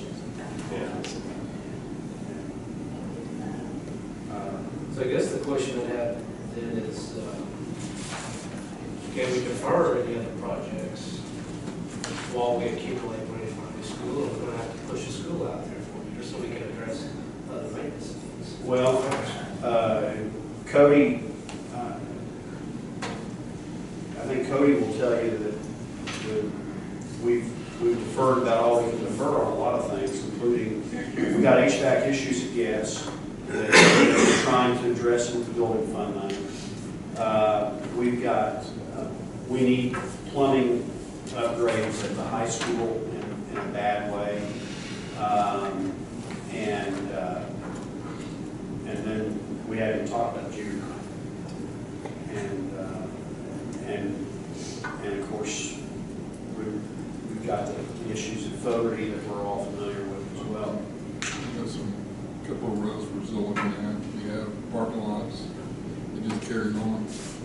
Yeah, I mean, and just an example, you know, we put in to repair the track in that first bond issue, and that became a point of argument, and we still haven't touched the track. And you know, things, there are lots of needs that it's going to be hard to defer on. So I guess, do we have an estimate on the needs that need to be addressed before an elementary is built? No, because we haven't prioritized it, and that's something And that you want to rely on a long-range planning to look over that. But can some of them not be prioritized by the district? Oh, yeah. That are just yeah. things that are immediate? And you know, the how we got here on the last bond issue is I asked Jerry Gamble to provide me his priorities on what was most important for our building needs. And basically the approach that he took was to seal up the envelopes of our buildings. And you know, and we're on phase one, just doing that at junior high. We're not even addressing the rest of the outside of the junior high in the current bond issue. So we probably need to finish the exterior of the junior high and continue that restoration in addition to whatever Cody's got on his mind. We have the junior high chillers getting older. We have central chillers getting older. It's just, we're talking 20, 25 years old. You know, it's just getting to that point. The junior high chiller has one compressor. If we lose that compressor, we're kind of stuck. So it costs quite a bit of money to replace that whole chiller.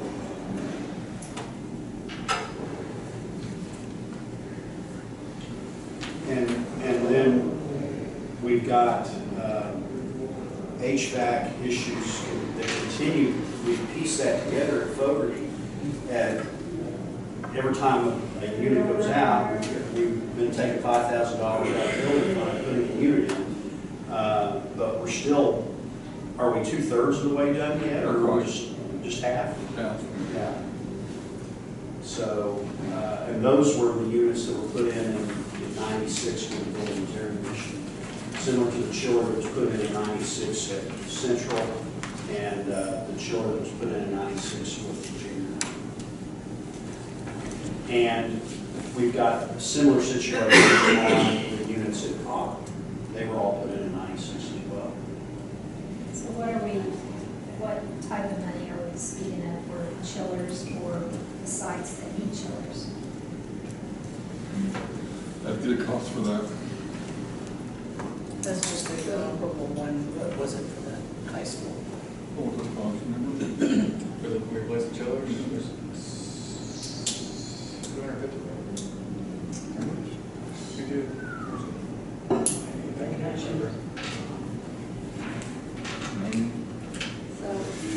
So what I'm hearing is that immediate needs from just listening is junior high exterior, chillers, track, and we know security and technology. I mean, those are things that we kind of need. Those are kind of these things that we, as a board, need to be looking at and thinking about what we might want to do with our millage. John, what's the average county millage, 195? I know Perry's got For Logan Oh, County. well, I should say Country School District. I'm sure on just Logan County entities. Well, I'm just wondering, so we're at 15 mils.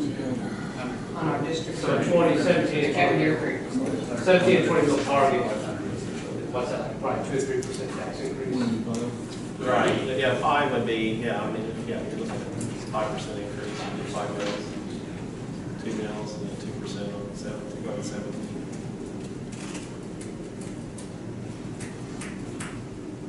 I say that because there's, Eastern Oklahoma's 125 to 135. There's a lot of districts, overall tax levies are higher than that.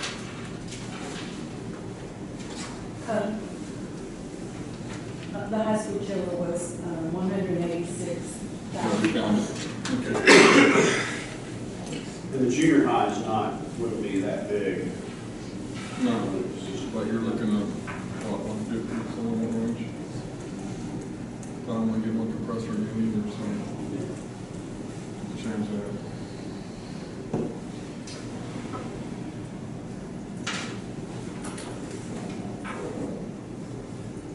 You said plumbing issues at the high school, so how, is that a critical? I mean, are we trying to avoid it being critical? It's original. What is there is original. Well, I'm saying, 1967. it was identified, I mean, it was identified on the long range. Yeah, so maybe that's something we need to put into that mix too. You know, the high school is in need of a complete renovation, but that's. That's that dream part, huh? Yeah, it's so addressing at least the plumbing fixtures and things like that. And like electrical, a lot of our schools, high school, Fogarty, Central, other places, we're maxed out.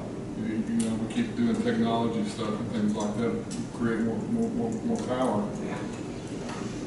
To add to that, it's expensive. So we're maxed everything out that we can add to the frame that we have now.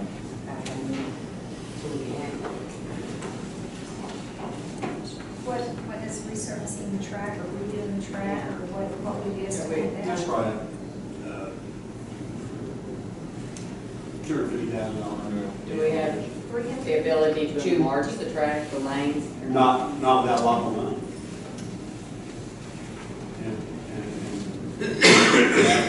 That would be a significant expense.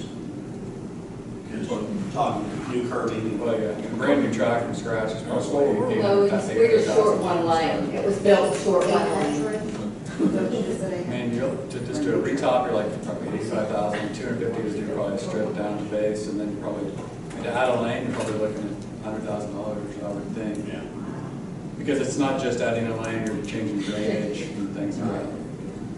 So it gets tough to patch it in to not have an issue with. You almost have to resurface the entire track to get that. Way we do our roads in Oklahoma. Yeah. That's true. It's the pothole. Take out a section. Yeah, that's right.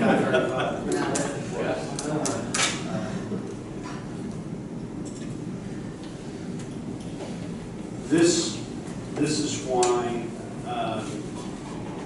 you know, getting a committee that can work with our staff to get these figures together and get all of this on a focused level is why it's critical to do this, and it will be work.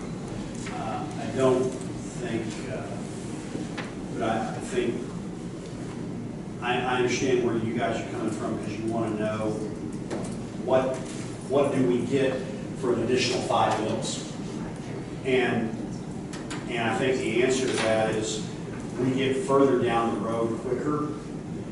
But I go back to something that I shared with a couple of community members my first year as superintendent after I was familiar with the district. And they had not been in our schools in a long time. And they said, what do you think about all of it? I said, well, if we had $100 million right now, I'd call it a start. And that's,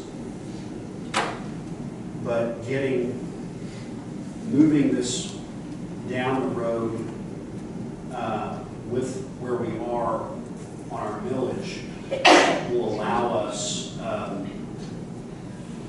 to, again, take, you've heard me say this before, take some more bites out of this elephant.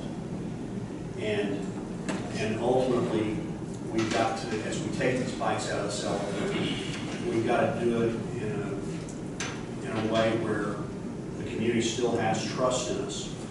We've shown that trust is valid with what we've done up to this point. And I think we've earned a lot of respect. I think we had a lot more respect about what we've done than we had. And I understand the angst about stepping out too far with that also because of the history of what we've done. But I think that, in all honesty, we've got the things that we need to do are huge expenses, and that's just to make things functional. We're not talking about building Taj Mahals and waterfalls.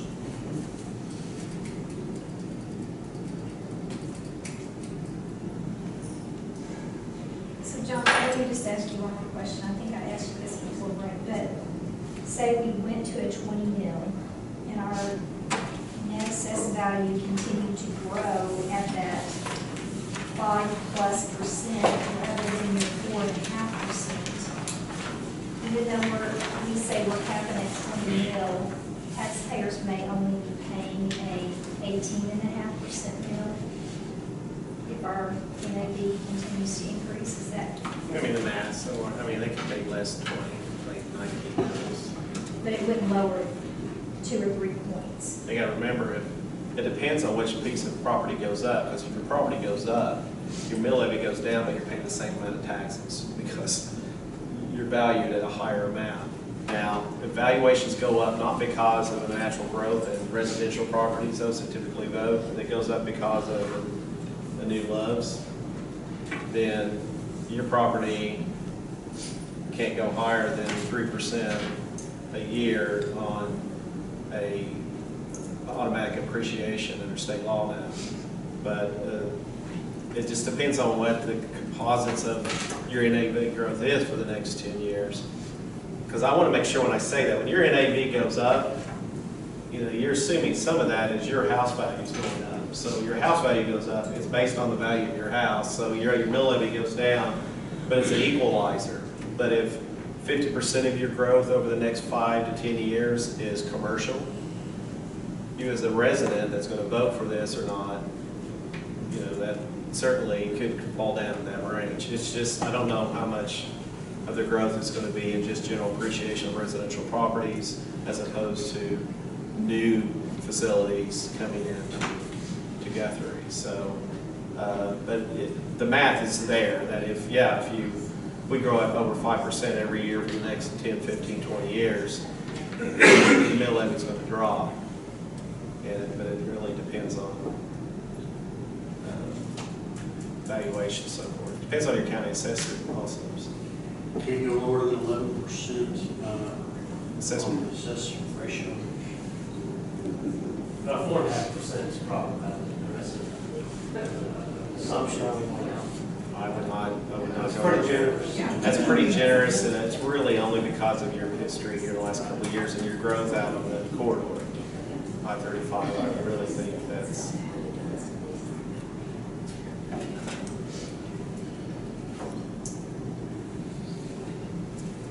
I just don't know if taxpayers would go to each one. My preference would be to set the property bill now, define, set your budget up on the front end.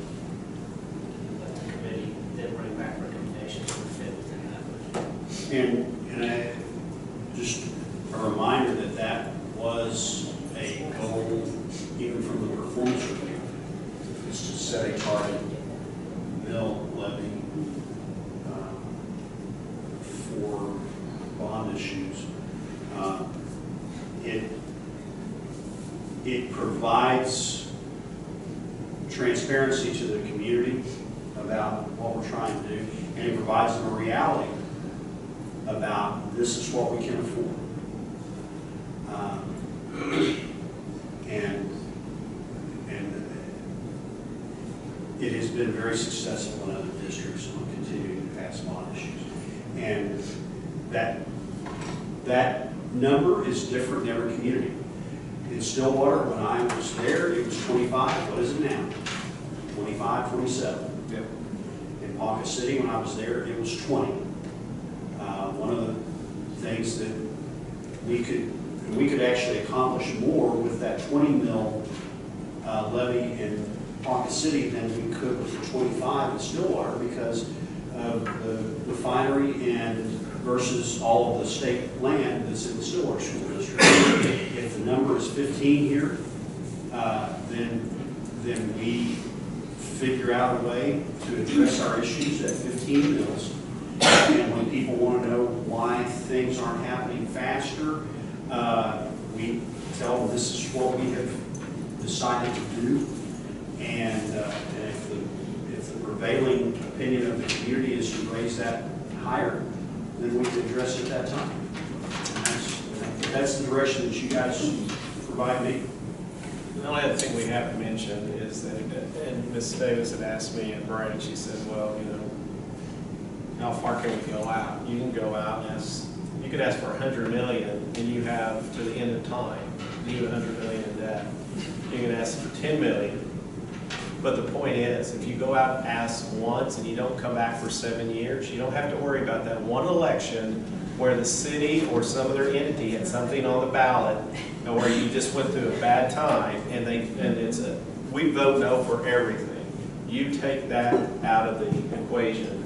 If you go to them, go to the voters, March next year, one thing she'll ask, well, what's going on in March? Well, as far as I know, the city's not doing anything between now and then or for the next year. I don't know if the county's looking at anything. So, is there any elections, anything else? You look for, you have to base, as much as you trust that everyone will vote, that will show up, and they represent what you may think is the true. If you did an exit poll or a poll now, if you have a bad election day,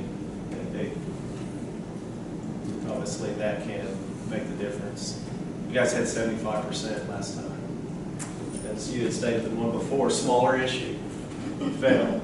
This one passed by 75%. Don't know, I can't even remember the precincts, what those percentages were on each one of the precincts, as were some 80 and 85 and some 60. I just can't recall off the top of my head. So, does it have to do with a specific project?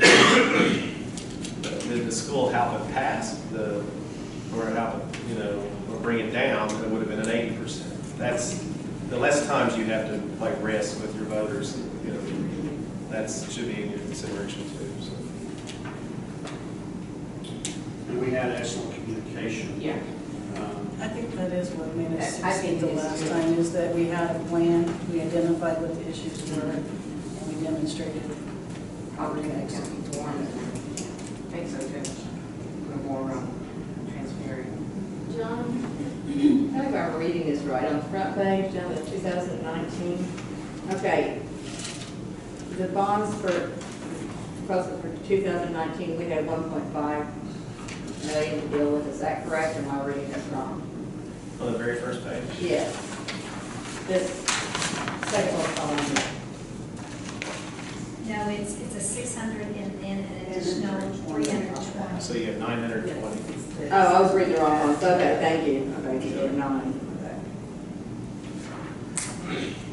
And the cumulative is kind of gives you an idea of, I like my numbers better. I do too. Okay. I understand Cotterell is a great dream, and I want that to succeed. But I don't want to hold everything else off just worrying about Cotterell when we have some initial small needs we need to accomplish within our school system. And that's kind of, that's my thoughts, is that we've got that list of priorities there, that some of those we have to be able to meet needs in a shorter amount of time and a quick amount of time without spreading it the next 20 years. Even when it's 15 to 17 mils.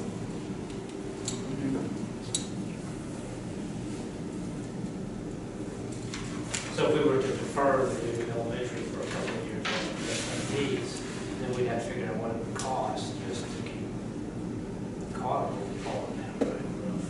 So we're probably going to have to spend. Fall down. Well, It'll take on water. take on. It might sink, but it's not gonna fall down. Sink or float away. Get some of that flex seal. Well, I think essentially what we need to do is, one needs to be direction on the middle part. I'm comfortable at 17 mils high. It's high right now. Without taking my, So I would then suggest that. Now, it sounds like there's an agreement there. And I'm okay with the long-range planning committee personally, but I would like to see that wrapped up by maybe November. So we can get some, I know that's really. yeah, well, that's a good deal if that's the direction we want to go. For a long-range plan, are we talking about a short needs plan?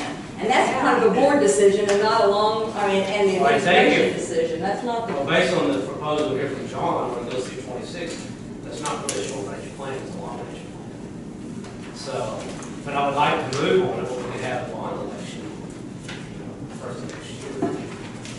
I don't know, what do you think, Mike? How quick we do it? Let's have all our answers right You away. said you had to file by January 9th. Yeah. You have to file by January 9th, so we have to have approval by December. Yeah, I think, He doesn't have anything. it's ambitious, it's doable, but I think, and this kind of goes counter to how I viewed it in the past, but I think it's, if we're going to do it that way and try and squeeze it that tight, I want to have maybe a smaller committee, but with at least 2 board members on that committee. Because I'm respectful of everyone's time, but this is going to be very much aggressive, and I don't want the committee to go in a direction like this and give a recommendation to the board with this type of timeline, and the board is sitting over here when the committee went in this direction, and we don't have an agreement on it. And so I think that's why it's important that we have at least a couple of board members here on it, and allow us to make this happen that aggressive. And I think probably a little smaller committee,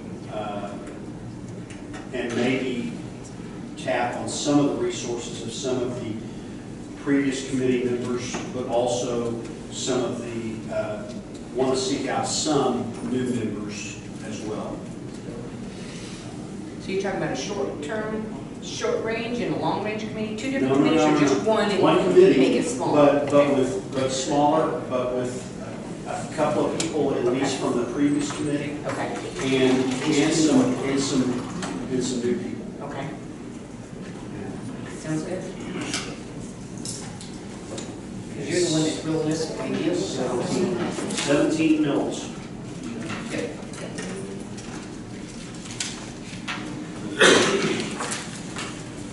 Well, those tours will move faster than they did before. So what might be helpful in that is bringing in Cody's and the building folks that are familiar with what the problems are of each facility. Well, yeah, we did last time. Yeah, Jerry was at all those meetings and led a lot of tours and showed us the challenges and things like that. Yeah, Cody. Yeah, Cody will be. I got pretty solid numbers on the roof of Cottle, that's $700,000. 700. 700,000. 700,000. That's a pretty good number. That guy was there. Except for replace the building. Where? Cottrell. Cottrell? That roof is gone. I won't tell you how we take care of it. Float ceiling. Open air school. You can float on it with a screen door. They're down the river. Let's slide with whatever we're doing with it. Okay, well, with that direction, I'm gonna move forward with a long-range planning committee formation, with an aggressive timeline, and we'll have Sean will be a part of that as well. And in fact, the last time we went through this, I think we started without, I don't think we established our relationship with you guys. Not what Jerry was doing then. Yeah, but when we came, but I think you came in after the recommendations. So it would be good to have Sean's participation with this as well. That'll help us a lot along the way. Keep us grounded. We can run. Is there anything else that, I've gotten a lot of direction today on this that helps. Is there anything else that you guys want to talk about on this? I know that what I'm mindful of is the construction inflation. And I know that's why I'm glad that Sean's going to be with us throughout this. It's real. There's tariffs. We're seeing, I mean, right now, even on, as weird as it sounds, we bid a job that, it's going to take 16 months to get built, and there's some black vinyl coated chain link fence, and within the first week of the bid being awarded, he wanted his shotgun reviews, we could lock in his prices because his price was going to go up because of the tariffs. He's like, I got to lock it in. So it's a real number of people are, they know if they're 6, 8, 10 months out, they inflate their prices because they know that their costs are going up. So that's copper's going up. Going up.